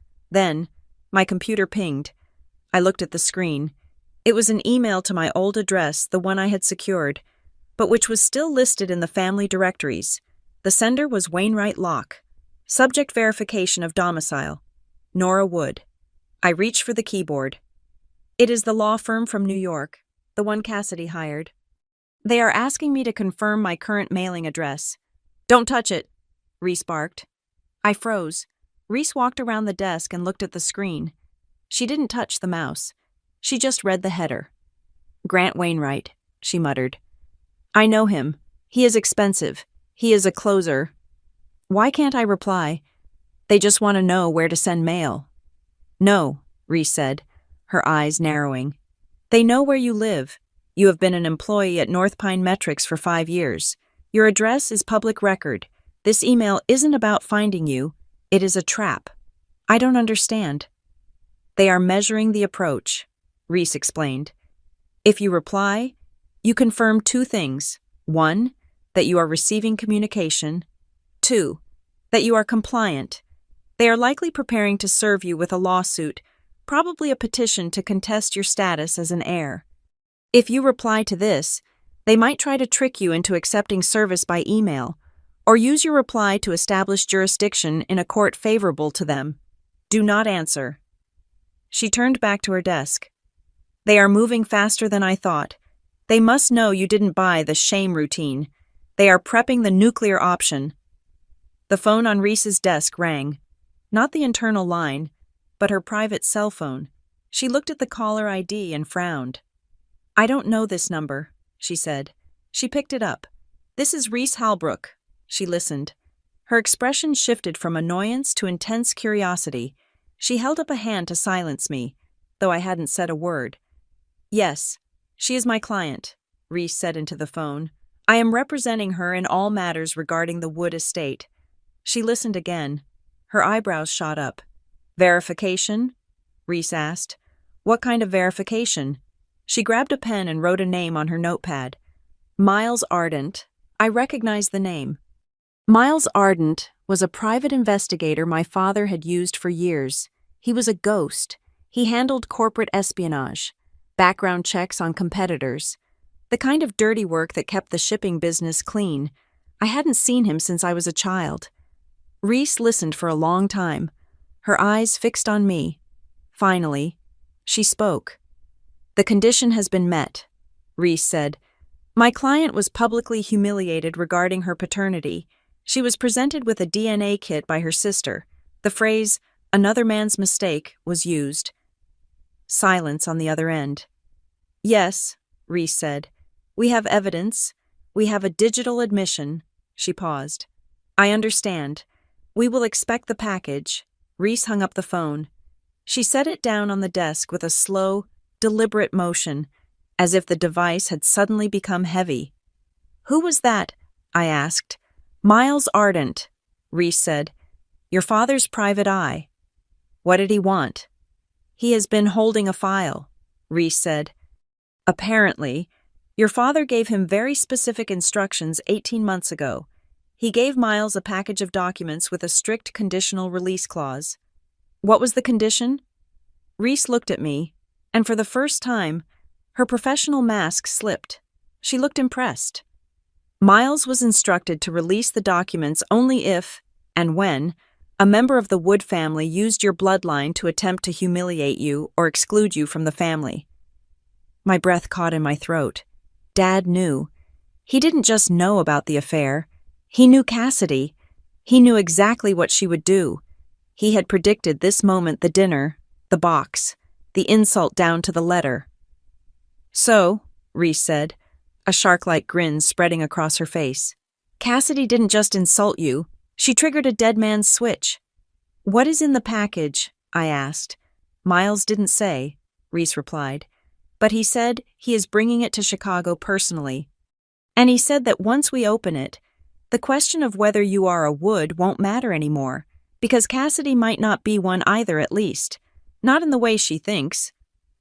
Reese walked over to the whiteboard. She erased the question mark next to strategy. You were right to come to me, Nora, she said. Your father wasn't just a shipping magnate, he was a chess player, and it looks like he just made his move from the grave. I looked at the empty chair where Reese had been sitting. I felt a sudden, overwhelming wave of warmth. In the cold, corporate office, amidst the talk of fraud and lawsuits, I felt him, my dad. He hadn't left me defenseless. He had packed a backpack for me, just like he used to when I went to camp, only this time, he packed it with secrets. When does Miles get here? I asked. Tomorrow morning, Reese said. Get some sleep. Nora, we have a deposition to prepare for, and tomorrow, we get the ammunition. The war for the Wood estate did not stay contained within the high-rise offices of Chicago lawyers or the pristine dining rooms of Baythorne. It bled out. It seeped into the cracks of my real life, staining the one thing I had fought so hard to keep sterile, my privacy. It started at 3 a.m. on a Thursday. I was back in Madison, having returned to pack a bag for an indefinite stay in Chicago. My apartment, usually a fortress of silence, felt permeable. My phone, charging on the nightstand, buzzed against the wood. It was a harsh, aggressive sound in the stillness. I rolled over, my heart instantly hammering a frantic rhythm against my ribs. The screen glowed with a number I did not recognize. No caller ID, just a string of digits from a New York area code. I answered it. I didn't say hello. I just held the phone to my ear and listened. There was no voice. There was no background noise of traffic or television. There was only the sound of breathing. It was slow, deliberate, and wet. It was the sound of someone holding the receiver very close to their mouth, waiting for me to speak, waiting for me to break. Who is this? I whispered. The breathing hitched, then continued, in, out, in, out. It was a rhythmic intimidation. I hung up and blocked the number. My hands were shaking. 10 minutes later, a text message arrived from a different number. It was short, stripped of punctuation, and terrifyingly direct. Do not come to New York. I stared at the glowing letters until they blurred. They knew. They knew Reese was preparing a countermove. They knew I wasn't just sulking in Wisconsin. This wasn't just legal posturing anymore. This was stalking. I sat up in bed, pulling the duvet around my shoulders, and realized that the locks on my door were just metal tumblers. They wouldn't stop the kind of money Cassidy had access to. The next morning, the battlefield shifted to the one place I thought was untouchable, my job. I walked into North Pine Metrics at 8:30. I was tired, my eyes gritty from lack of sleep, but I was ready to bury myself in spreadsheets. I needed the logic of numbers to counteract the chaos of my family. I hadn't even reached my desk when the HR director, a woman named Sarah, who had always been kind to me, intercepted me. Nora, she said. She didn't smile. She held a file folder against her chest like a shield. Can we speak in my office now? The walk to her office felt like a walk to the gallows. I sat in the chair opposite her desk. The blinds were drawn. We received a call this morning, Sarah said. She looked uncomfortable, shifting in her seat. It was a background verification inquiry, very aggressive. I didn't apply for any loans or new jobs, I said, my voice steady despite the nausea rising in my stomach. They claimed to be investigating a fraud report, Sarah said, her voice dropping to a whisper.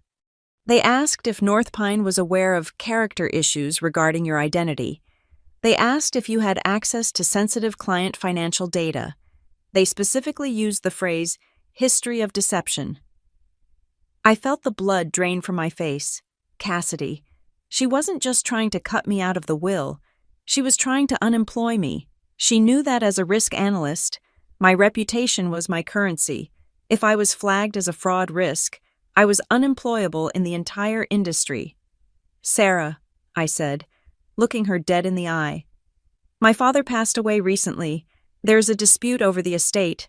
My sister is grieving, and she is lashing out. This is a personal family matter that is bleeding into my professional life. There is no fraud. There is no deception. Sarah looked at me for a long time. She knew my work. She knew I was the person who stayed late to double-check decimal points.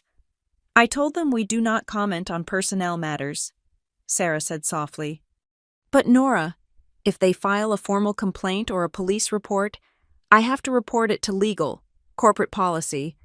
I understand, I said. It won't get to that. I left her office with my knees trembling.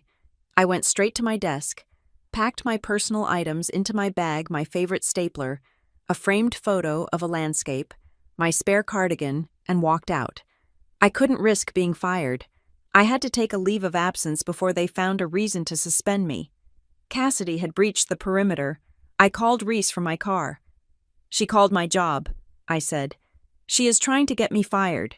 Documentation. Reese's voice was sharp, cutting through my panic. Did you get the name of the caller? No. Sarah just said it was a verification check. It wasn't a verification check, Reese said. It was a smear campaign. Write it down. Time, date, content of the conversation with HR. Add it to the timeline. This is harassment. Reese, she is destroying my life. She is trying to provoke a reaction, Reese said. She wants you to call her screaming. She wants you to send a threatening text so she can show it to a judge and say, "Look, she is unstable. Do not give it to her. You are a statue. Nora, you are made of stone." I don't feel like stone, I admitted. I feel like I'm being hunted. You are, Reese said, but the hunter just stepped into a bear trap. She just doesn't know it yet. Get to Chicago. Now. When I arrived at Reese's office 3 hours later, there was a courier envelope on her desk. It was thick and heavy. Open it, Reese said. I tore the tab. It was a cease and desist letter. The letterhead was from Wainwright Locke. I read the opening paragraph. The legal jargon was dense, but the accusation was clear. It accused me of defamation of character against Cassidy Wood. It claimed I was knowingly perpetuating a falsehood regarding lineage to extort funds from the Wood Family Trust. It demanded I surrender all copies of any illegally obtained correspondence, referring to the screenshot of the group chat, and cease all contact with family associates. They are accusing me of extortion, I asked, incredulous, for asking a question about my own father. They are trying to flip the narrative. Reese explained, they are painting you as the con artist. If you go to court claiming rights, they will argue you are doing it with unclean hands. Reese pulled a file from her drawer and slid it across the desk. But this, she said, tapping the folder, is the real weapon. I opened it. It was a copy of a court filing. Emergency petition to restrict access and freeze assets. She filed it this morning, Reese said. She is asking for an emergency injunction to prevent you from accessing any estate accounts, entering any estate properties, or acting as a trustee. And look at the grounds. I scanned the document. It was brutal. Petitioner asserts that Nora Wood has no biological relation to the decedent, Thomas Wood, and her continued involvement poses an immediate risk to the integrity of the estate assets. She is leading with the blood, Reese said. She is betting that a judge will look at the DNA test and grant a temporary order just to be safe. It is a first impression strike. She wants the first thing the court hears to be that you are a stranger. Will it work? I asked. It might have, Reese said. If we didn't have Miles. My phone chimed. I looked down. It was my mother. Mother. Don't go to New York. Nora, please, just stay away. They are going to hurt you. I can't stop her. I stared at the message. I can't stop her. My mother, the woman who could organize a 300-person gala without breaking a sweat, was claiming helplessness. Is she warning me? I asked Reese, showing her the phone. Or is she threatening me? Reese read the text. She is scared. Veronica Wood has spent her entire life curating a perfect image. Cassidy is about to blow that up to get to you. Your mother is collateral damage, and she knows it. She says, "Don't go to New York," I said. The text last night said the same thing.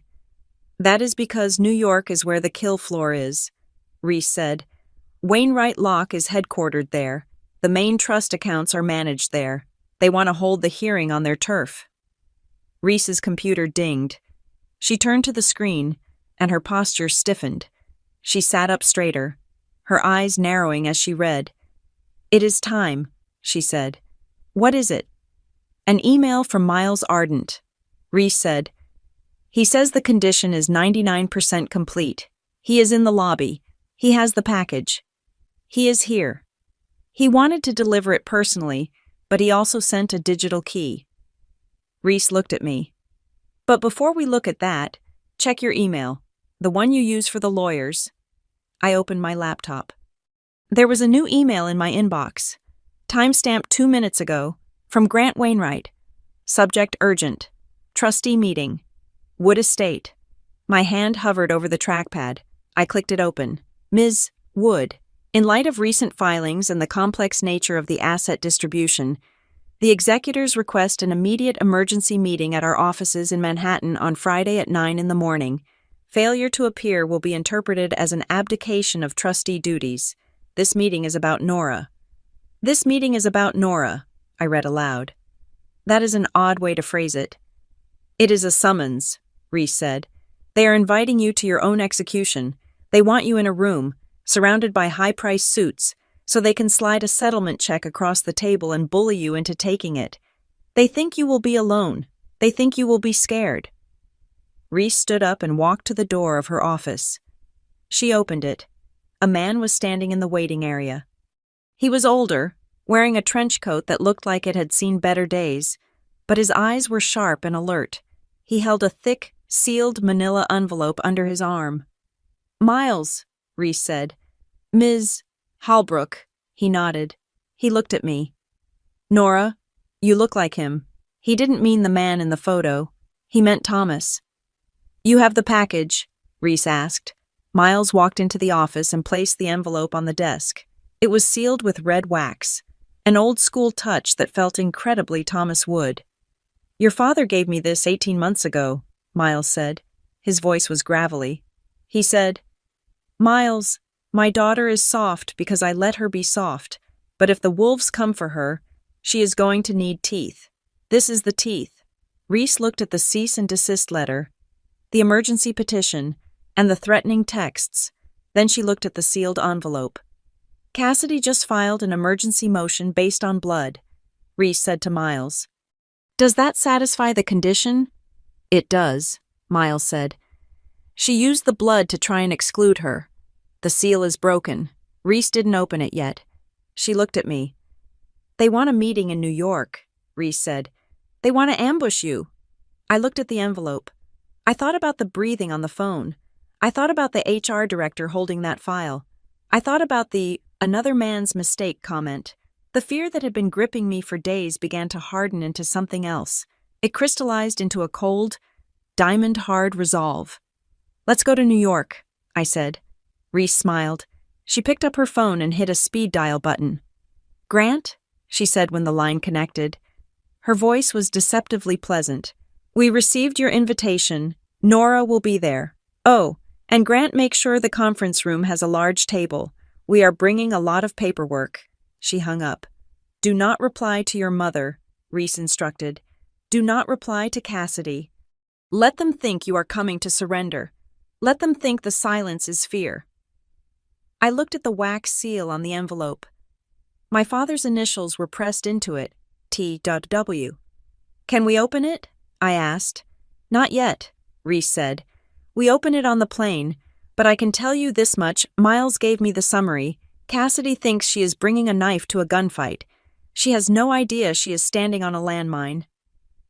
I picked up my bag. The text message from the night before flashed in my mind. Do not come to New York. I was going to New York, and I wasn't just bringing a lawyer. I was bringing the ghost of Thomas Wood, and he was very, very angry.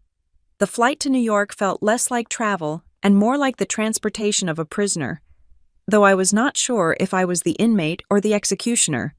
Reese Halbrook sat next to me in seat 4A, reading a paperback novel as if we were not flying into the center of a hurricane. She had given me my instructions before we even boarded the plane, her voice low and uncompromising in the terminal. You are a statue, she had said. Today, you do not speak unless I touch your arm. You do not defend yourself. You do not cry. You do not get angry. Silence makes people nervous. Nora, especially people like your sister who feed on reaction. If you starve her of a reaction, she will start to make mistakes. I held on to those words as the elevator in the Wainwright and Locke building ascended 50 floors in seconds. My ears popped. The doors slid open to reveal a lobby that smelled of old leather and money. It was quiet, the kind of hushed, reverent silence usually reserved for cathedrals or morgues. We were ushered into Conference Room A. It was a corner office, a glass box suspended over the gray grid of Manhattan. In the center of the room was a mahogany table long enough to land a small aircraft on. My mother was already there. Veronica Wood sat on the left side of the table. She looked smaller than I remembered, as if the last week had physically compressed her. She was wearing a charcoal suit that was impeccable, but her posture was brittle. When I walked in, she flinched. Her eyes darted to my face and then immediately bounced away, fixing on a point somewhere near the window. She did not say hello. She did not ask how I was. She looked terrified. Good morning, Mrs. Wood, Reese said, her voice bright and professional. Mother just nodded, a jerky, mechanical motion. We took our seats on the opposite side. I placed my hands on the table, clasping them loosely. I focused on my breathing. In for 4, hold for 4, out for 4. 5 minutes later, the heavy double doors opened again. Cassidy entered. She did not walk. She swept into the room. She was wearing a white dress that looked like it had been sculpted onto her body, a deliberate choice to stand out against the dark suits of the lawyers. She looked radiant. She looked like a CEO arriving to accept an award. She carried a slim leather portfolio, and her chin was held high. She looked at me, and her lips curved into a pitying smile. Nora, she said, her voice smooth as silk. I am surprised you came. I thought you would have moved on by now. I did not answer. I looked at her, blinking once, slowly. Cassidy's smile faltered for a fraction of a second when she didn't get a response. She looked at Reese, sizing her up, then turned her attention to the head of the table. That was where Grant Wainwright sat. Grant was a man who looked like he had been carved out of granite. He was the senior partner, the man who had managed Thomas Wood's empire for 30 years. He was not a man who got involved in petty family squabbles. The fact that he was personally running this meeting was a signal that the DEFCON level was maximum. But what caught Cassidy's eye wasn't Grant. It was the file in front of him. It was not the standard manila folder. It was a thick black binder, at least 3 inches deep. Next to it sat the sealed envelope Miles Ardent had delivered, its red wax seal still unbroken. Cassidy stared at the envelope. I saw her throat work as she swallowed. She knew that seal. Everyone in our family knew the specific, heavy way Dad used to seal his most private correspondence. Let us begin, Grant said. His voice was a deep baritone that demanded absolute attention. Thank you all for coming on such short notice. Let's make this quick. Grant, Cassidy said, taking her seat and crossing her legs. We all know why we are here. We need to formalize the removal of the non-lineage trustee so we can unfreeze the accounts. I have investors waiting. Grant looked at Cassidy over the rim of his reading glasses. He did not smile. That is an incorrect assumption, Ms. Wood, Grant said. Excuse me? Cassidy asked, her hand pausing on her water glass. This meeting was not called to discuss the removal of a trustee, Grant said. He opened the black binder. This meeting was automatically triggered by a specific set of conditions laid out by the late Thomas Wood in a codified addendum to his last will and testament. This is an activation hearing. The room went deadly silent.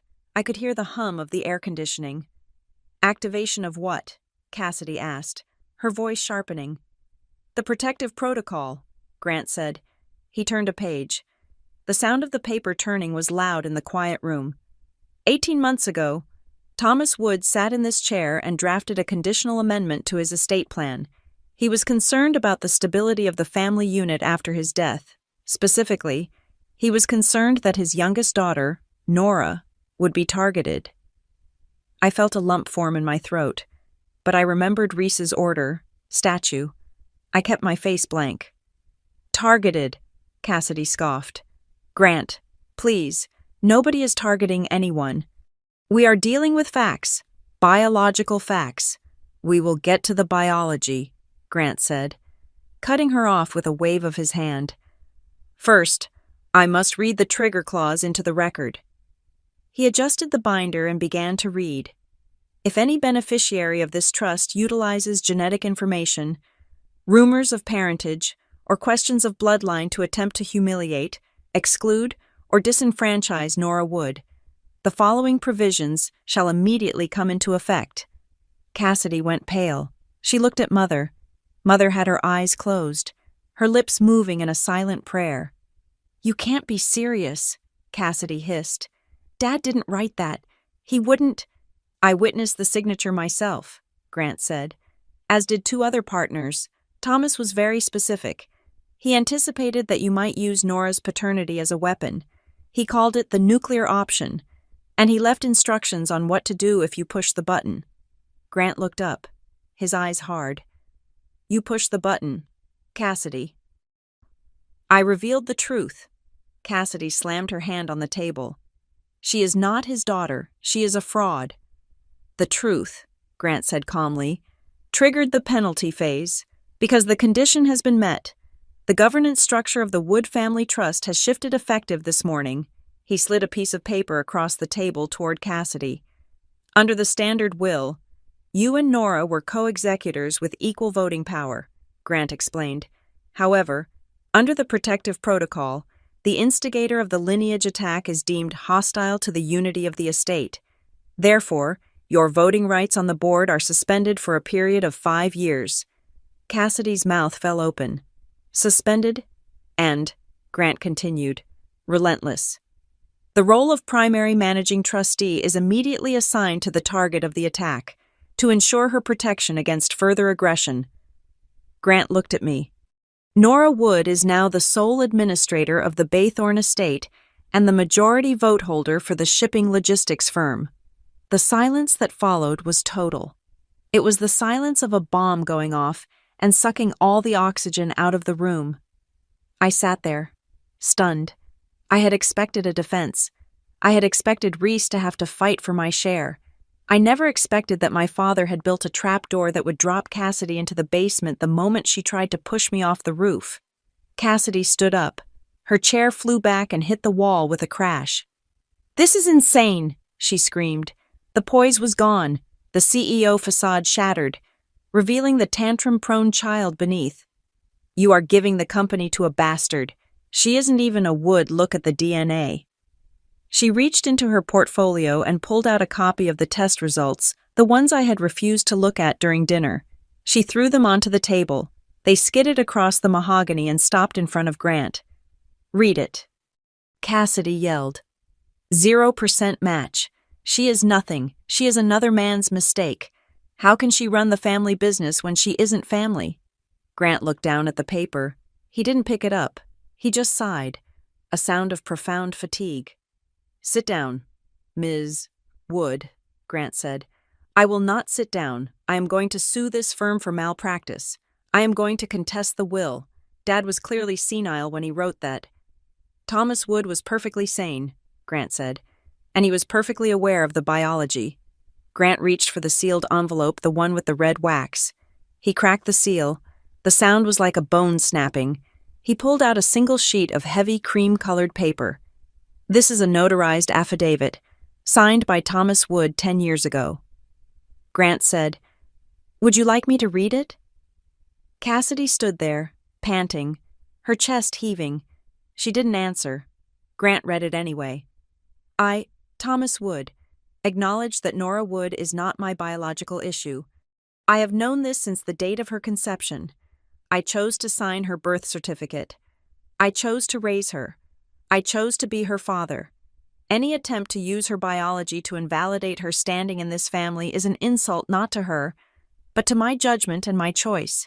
She is my daughter by right of love and law, and that bond supersedes blood. I felt a tear slip down my cheek. I couldn't help it. The statue cracked. He knew. He had always known, all those years, when I felt like an imposter. He knew I didn't belong, and he loved me anyway. He hadn't been tricked. He hadn't been a victim of my mother's affair. He had been a participant in my life by choice. He knew, Cassidy whispered. Her voice was small, trembling. He knew and he didn't care. He cared very much, Grant said. He cared enough to protect her from you. Grant reached into the black binder again. And regarding your claim that you discovered this recently, Grant said, his voice turning cold as ice. We have the forensic accounting report. He held up a spreadsheet. You claimed at the birthday dinner that this was a sudden revelation, but this credit card statement shows the purchase of the Gen ID kit on a card linked to your personal discretionary fund. The date of purchase was 3 months ago. Grant looked at Cassidy over his glasses. You bought the kit weeks before you gave it to her. You waited. You staged the dinner. You planned the humiliation. That proves malice. And malice is what triggers the penalty clause regarding your inheritance. Penalty clause? Cassidy asked. She sank back into her chair. She looked like she was going to be sick. The protective protocol has a financial component, Grant said. Because you brought a frivolous challenge based on bloodline, effectively wasting the estate's resources and causing emotional distress to the managing trustee. The legal costs of this meeting and the costs of any subsequent defense are deducted directly from your personal share of the trust. Grant tapped the table. And, if you proceed with a lawsuit to contest this, the no contest clause activates. You will lose your entire inheritance, not just the voting rights, the money, all of it. Grant closed the binder. Thump. So, Grant said, folding his hands, you have a choice. Cassidy, you can accept the new structure, step down from the board, and keep your dividends, or you can sue, prove in court that your father loved Nora despite her biology, and lose every dime you have. The room was quiet again. I looked at my mother. She was crying silently, her head in her hands. She wasn't crying for me. She was crying because the story she had tried to protect the perfect Wood family was dead. The truth was out, and it was ugly, and it was written into the legal record. I looked at Cassidy. She was staring at the table, at the DNA test she had thrown. It was supposed to be her weapon. It was supposed to be the thing that cut me out. Instead, it was the evidence that had locked her out. She looked at the red wax seal on Dad's letter. She looked at me. For the first time in my life, I didn't see the superior, perfect sister. I saw a woman who had gambled everything on cruelty and lost. Reese leaned over to me. She didn't whisper, but her voice was low enough that only I could hear it. Checkmate, she said. I looked at Grant. I accept the role of managing trustee, I said. My voice was clear. It didn't shake. And I would like to review the current financial standing of the estate. Specifically, the accounts my sister has been accessing for the last 4 months. Cassidy's head snapped up. Panic, raw and real, flooded her eyes. You can't, she stammered. We aren't done here. Oh, we are done with the meeting, I said, channeling every ounce of Thomas Wood I could find in my soul. Now, we are starting the audit. The silence in the boardroom was no longer the hushed reverence of a cathedral. It was the heavy, suffocating silence of a courtroom just before the gavel comes down on a guilty verdict. Grant Wainwright did not give Cassidy time to recover from the shock of losing her voting rights. He did not give her a moment to process the fact that our father had anticipated her cruelty. He simply turned the page of the black binder. The sound of the heavy paper turning was loud, crisp, and final. "We move now to the matter of conduct," Grant said. His voice was devoid of emotion, which made it all the more terrifying. "As part of the protective protocol, Mr. Ardent was authorized to compile a retroactive log of interactions during the final 6 months of Thomas Wood's life. This was to ensure that no undue influence was exerted during his period of medical vulnerability." Cassidy shifted in her chair. "This is an invasion of privacy. You had a private investigator spying on us inside the house. We had an investigator logging entry and exit times and cross-referencing them with legal document modifications," Grant corrected. He pulled a sheet of paper from the file and held it up. "For example, on August 14th, the logs show you entered the study at 2 in the afternoon. You remained there for 45 minutes. During that time, the nurse on duty noted in her medical chart, which we have subpoenaed, that Thomas was experiencing severe confusion and agitation due to a medication adjustment." Grant looked at Cassidy over his glasses. "Yet, on that same day, a transfer authorization for $75,000 was signed. The signature, when analyzed by our forensic expert, shows significant tremors inconsistent with his baseline, but consistent with someone guiding his hand." "I was helping him," Cassidy blurted out. Her face was flushing a deep, blotchy red. "He wanted to sign it. His hand was shaking because he was sick, not because I was forcing him. How dare you twist his suffering into this?" "We also have the witness statement from Arthur Penhaligon," Grant continued, ignoring her outburst entirely. "He confirms that Thomas had no memory of authorizing the liquidity transfer for the fleet maintenance, a transfer that you personally delivered." Grant laid the document down and picked up another. He was building a wall, brick by brick, trapping her inside. "And then there are the expenditures," Grant said. "What expenditures?" Cassidy's lawyer spoke up for the first time. He was a slick man in a blue suit who had walked in looking confident, but now looked like he was searching for the nearest fire exit. "My client has been acting as a provisional steward. Any funds used were for the maintenance of the estate." "Is that so?" Grant asked. "Because according to the audit triggered by the protocol, we have identified a series of withdrawals labeled as consulting fees paid to a shell company registered in Delaware. The principal owner of that shell company is listed as one Cassidy Wood." My breath caught in my throat. I looked at my sister. She wasn't just power-hungry, she was embezzling. She had been siphoning money out of the accounts while Dad was dying, betting that once she took control, she could bury the paper trail. "The total amount withdrawn in the last 4 months is $215,000, Grant stated. "That is not maintenance. That is theft." "It was an advance," Cassidy cried. Her voice was shrill now, cracking under the pressure. "I was going to pay it back once the probate cleared. I have expenses. I have to maintain the image of this family since she pointed a shaking finger at me, was off in Wisconsin playing peasant. "Theft from a trust is a felony," Reese said. She spoke softly, but her words cut through the room like a razor. "And since you are a trustee, it is also a breach of fiduciary duty. We could have you arrested before lunch." Cassidy's lawyer leaned away from her. It was a subtle movement, just a few inches. But in the language of litigation, it was an abandonment. He knew she was radioactive. "Now," Grant said, "we come to the penalty." He turned to the back of the binder.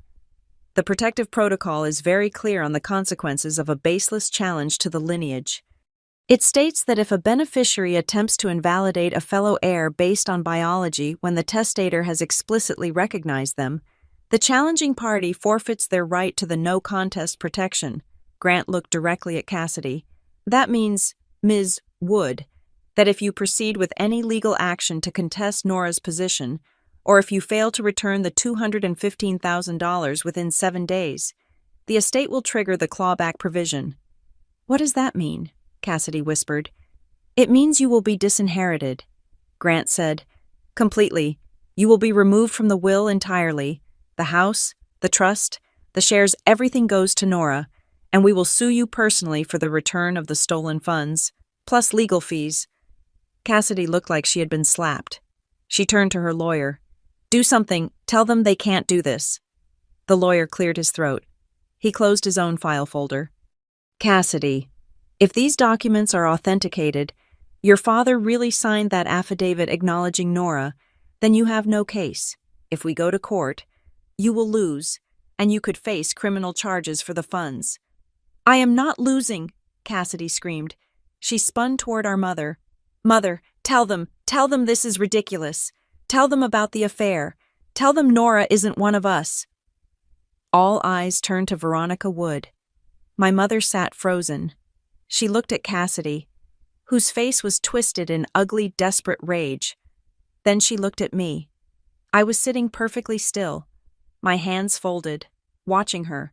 I wasn't pleading for her help anymore. I was the managing trustee. I was the one holding the keys to the kingdom she had spent her life polishing. If she spoke up for Cassidy, she would be aligning herself with a thief and a bully. She would be admitting that she allowed this abuse to happen, but more importantly, she realized that she could no longer control the story. The script she had written was burning, and I was the one holding the match. Mother opened her mouth, then closed it. She looked down at her hands. She started, her voice barely a whisper. "I think we should listen to Mr. Wainwright." Cassidy gasped. It was a sound of pure betrayal. "You coward! You spineless coward!" "That is enough," Reese said. She stood up. She didn't look like a lawyer anymore. She looked like an executioner. "We are done with the theatrics. Here are the terms." Reese slid a single sheet of paper across the table. "You will return the funds by next Friday. You will vacate the Baythorn estate within 30 days so that the new managing trustee can conduct a full inventory, and you will cease all contact with Nora. No texts, no calls to her employer, no breathing into the phone at 3 a.m. Cassidy's head snapped up. She didn't think we knew about the calls. "If you violate these terms," Reese continued, "we will file the criminal complaint for embezzlement, and we will petition for full disinheritance. Do you understand?" Cassidy didn't answer. She was breathing hard, her chest heaving. She looked around the room, looking for an ally, looking for a weapon, looking for anything she could use. But there was nothing. The room was clean. The evidence was stacked. The trap was sprung. Grant cleared his throat. "There is one final item," he said. He reached into his briefcase and pulled out a smaller envelope. It was not manila. It was made of thick, heavy cardstock, the color of cream. It was sealed with the same red wax, but it was smaller, more intimate. He did not put it on the table. He held it out directly to me. "Thomas left this with specific instructions," Grant said softly. He said, "If the day comes that they try to strip her name away, give her this. It is the only proof she needs." I reached out and took the envelope. It felt heavy in my hand. My name was written on the front in my father's sprawling handwriting. Nora. Just my name. No Wood. Just Nora. "What is that?" Cassidy demanded. Her voice was weak, but the jealousy was still there, burning like a dying ember. "What did he leave her Moneymore shares?" "It is not money," Grant said. "It is sealed under attorney-client privilege. Only Nora is permitted to open it." "It is probably just a sentimental letter," Cassidy spat. "Something about how much he pity-loved her." "No," Grant said. "It is not a letter." I looked at the envelope. I could feel the shape of something inside. It wasn't paper. It was harder. "It is unfair," Cassidy cried, tears finally spilling over. "I was the one who was there. I was the one who ran the house. I was the one who kept the name pure. Why does she get everything? She is a mistake. She is a stain on this family." "We are not talking about stains, Cassidy," I said. My voice was calm. It was the first time I had spoken since the meeting began. The sound of my own voice startled them. It was deeper, stronger. "We are talking about choices," I said. "You chose to be cruel. You chose to steal. You chose to try and destroy my life because you were insecure about your own place in this world. I stood up. I held the sealed envelope in my hand. And Dad chose me, I said. He didn't choose me because of blood. He chose me because he knew I was the only one who would protect what he actually built. Not the money, the integrity. I looked at my mother. She was weeping openly now, ruins streaming down her face. I am going to audit the books, I told them. Every penny, every receipt. If I find one more dollar missing, Cassidy, I won't just sue you, I will destroy you. I turned to Reese. I am ready to go. Wait, Cassidy stood up, reaching out as if to grab the envelope from my hand. You can't just leave. You have to tell us what is in there. I have a right to know. Reese stepped between us, blocking Cassidy with her shoulder. You have no rights, Reese said coldly. You are a suspended trustee with a pending repayment schedule. Sit down. Cassidy stood there, trembling. She looked at the envelope in my hand with a hunger that was terrifying. She looked at it like it was a bomb that was about to go off, or a life raft she had just missed. It was the one thing she couldn't buy, couldn't steal, and couldn't bully out of me. It was a secret between a father and his daughter. I turned my back on them. I walked toward the heavy double doors. Nora, Cassidy screamed behind me. You are nothing. Do you hear me? You are nothing. I didn't stop. I didn't look back. I signaled for Reese to follow me. As the heavy doors closed behind us, cutting off Cassidy's screams, the silence returned. But it wasn't the silence of fear anymore. It was the silence of victory. I looked down at the envelope in my hand. I ran my thumb over the red wax seal. I didn't know what was inside yet, but I knew one thing for sure. Whatever it was the truth. And for the first time in 33 years, the truth was on my side. I did not walk out the door. Reese was holding it open for me, ready to usher me into the safety of the corridor, but I stopped. The heavy cream envelope in my hand felt warm, as if it retained the heat of the hand that had sealed it years ago.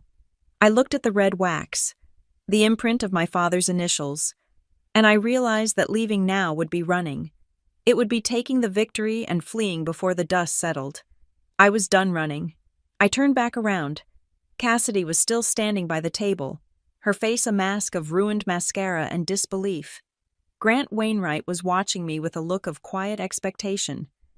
My mother was staring at the floor. I walked back to the table. I placed the envelope in the center of the mahogany surface, right next to the DNA test Cassidy had thrown earlier. We are going to read it together, I said. Nora, Reese warned, stepping up beside me. You do not have to do this. That is privileged. I know, I said, but they need to hear it. They need to understand that this was not a legal maneuver.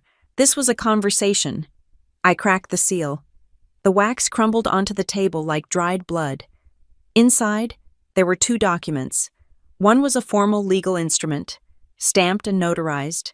The other was a handwritten letter on personal stationery. The handwriting was unmistakable, the sharp, slanted script of Thomas Wood. I picked up the letter. My hands were steady. I began to read aloud, my voice echoing in the silent boardroom. My dearest Nora, if you are reading this, it means the worst has happened. It means that the jealousy I watched fester in your sister for 30 years has finally boiled over, and she has tried to use your origins to hurt you. For that, I am profoundly sorry. I paused. I could hear Cassidy's jagged breathing. I have known since the day your mother told me she was pregnant that you were not my biological child. The timing, the circumstances I knew, and I want you to know, with absolute certainty, that it never mattered, not for a single second. Biology is an accident. Nora, fatherhood is a choice. When I held you in the hospital, I made a choice. I chose you. I chose to be your dad, your protector, and your guide. The man who contributed your DNA was a fleeting mistake in your mother's life. You were never the mistake. You were the best thing that came out of the wreckage. I looked up. My mother had covered her mouth with her hand, her shoulders shaking. But I also saw how you grew up. I saw you shrinking. I saw you hiding in the library to avoid Cassidy's sharp tongue. I saw you trying to make yourself invisible so you wouldn't be a target. My greatest regret is that I did not stop it sooner. I thought if I just loved you enough, it would balance the scales. I was wrong. Love is not enough when you are dealing with wolves. So, I have built you a steel frame.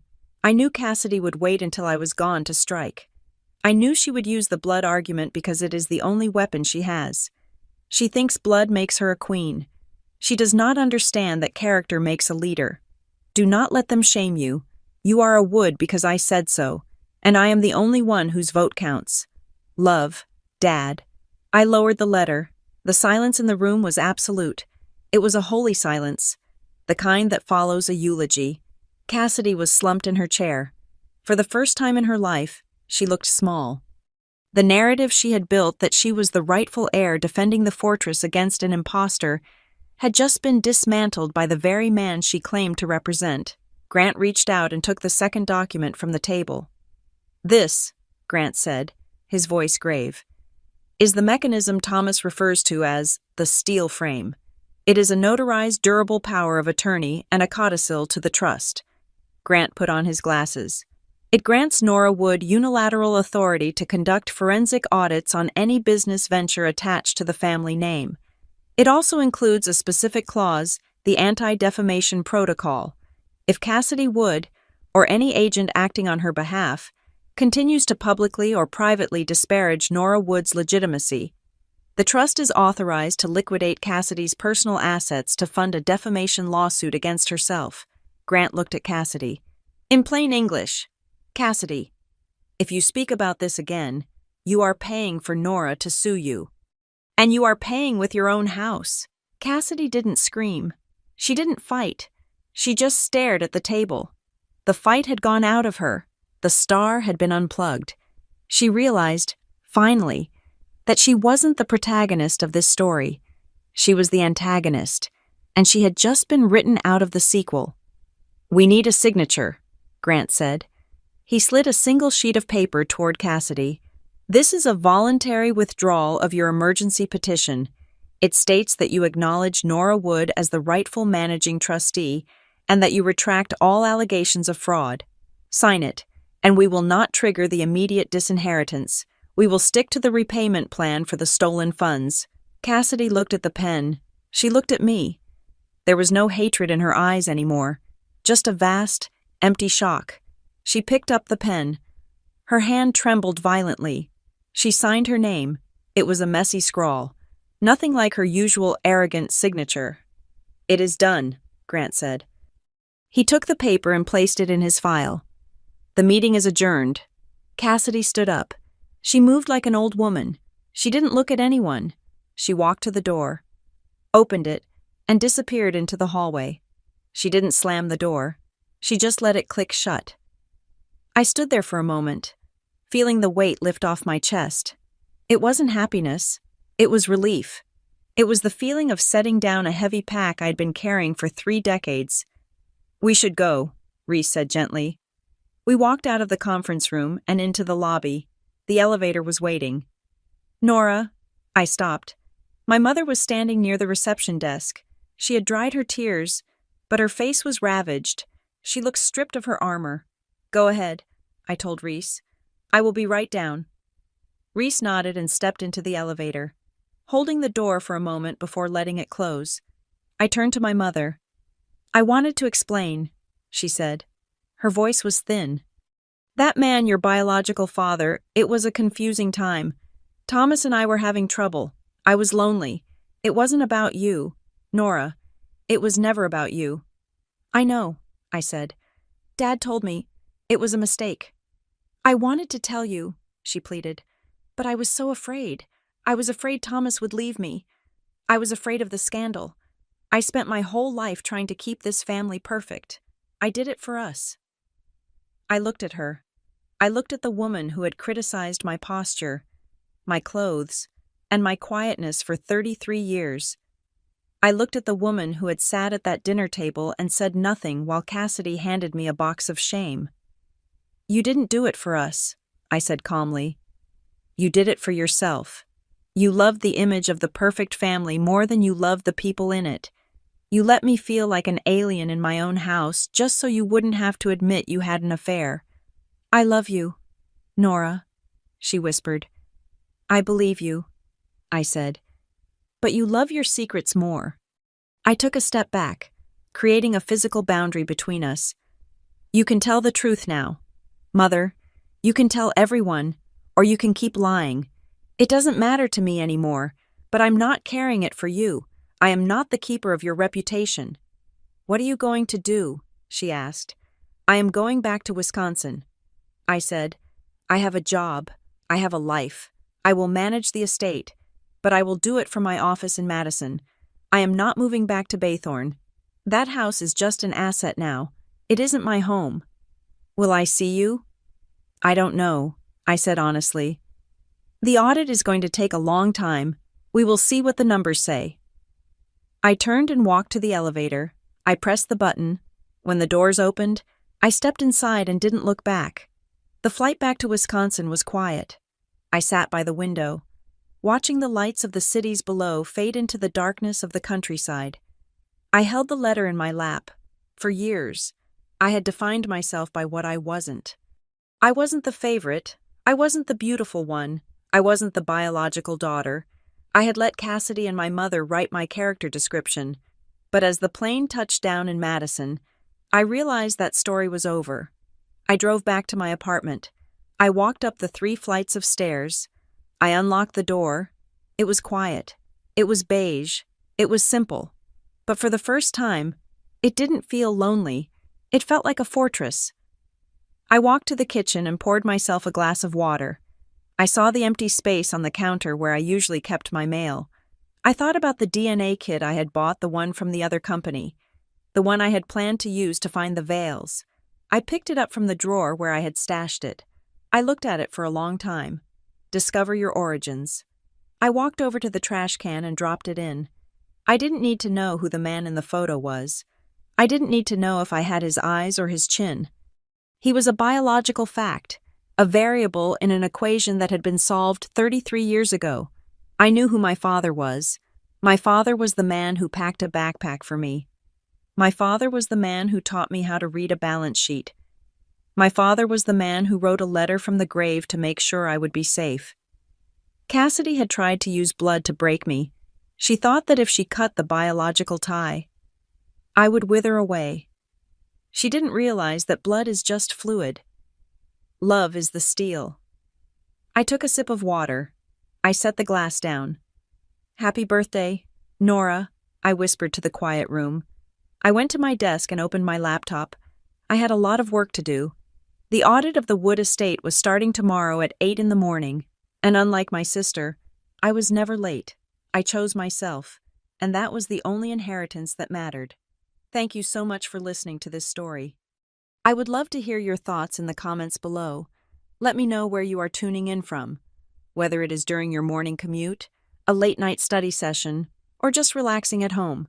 If you enjoyed seeing justice served cold, please subscribe to Maya Revenge Stories, like the video, and hit that hype button to help this story reach even more people.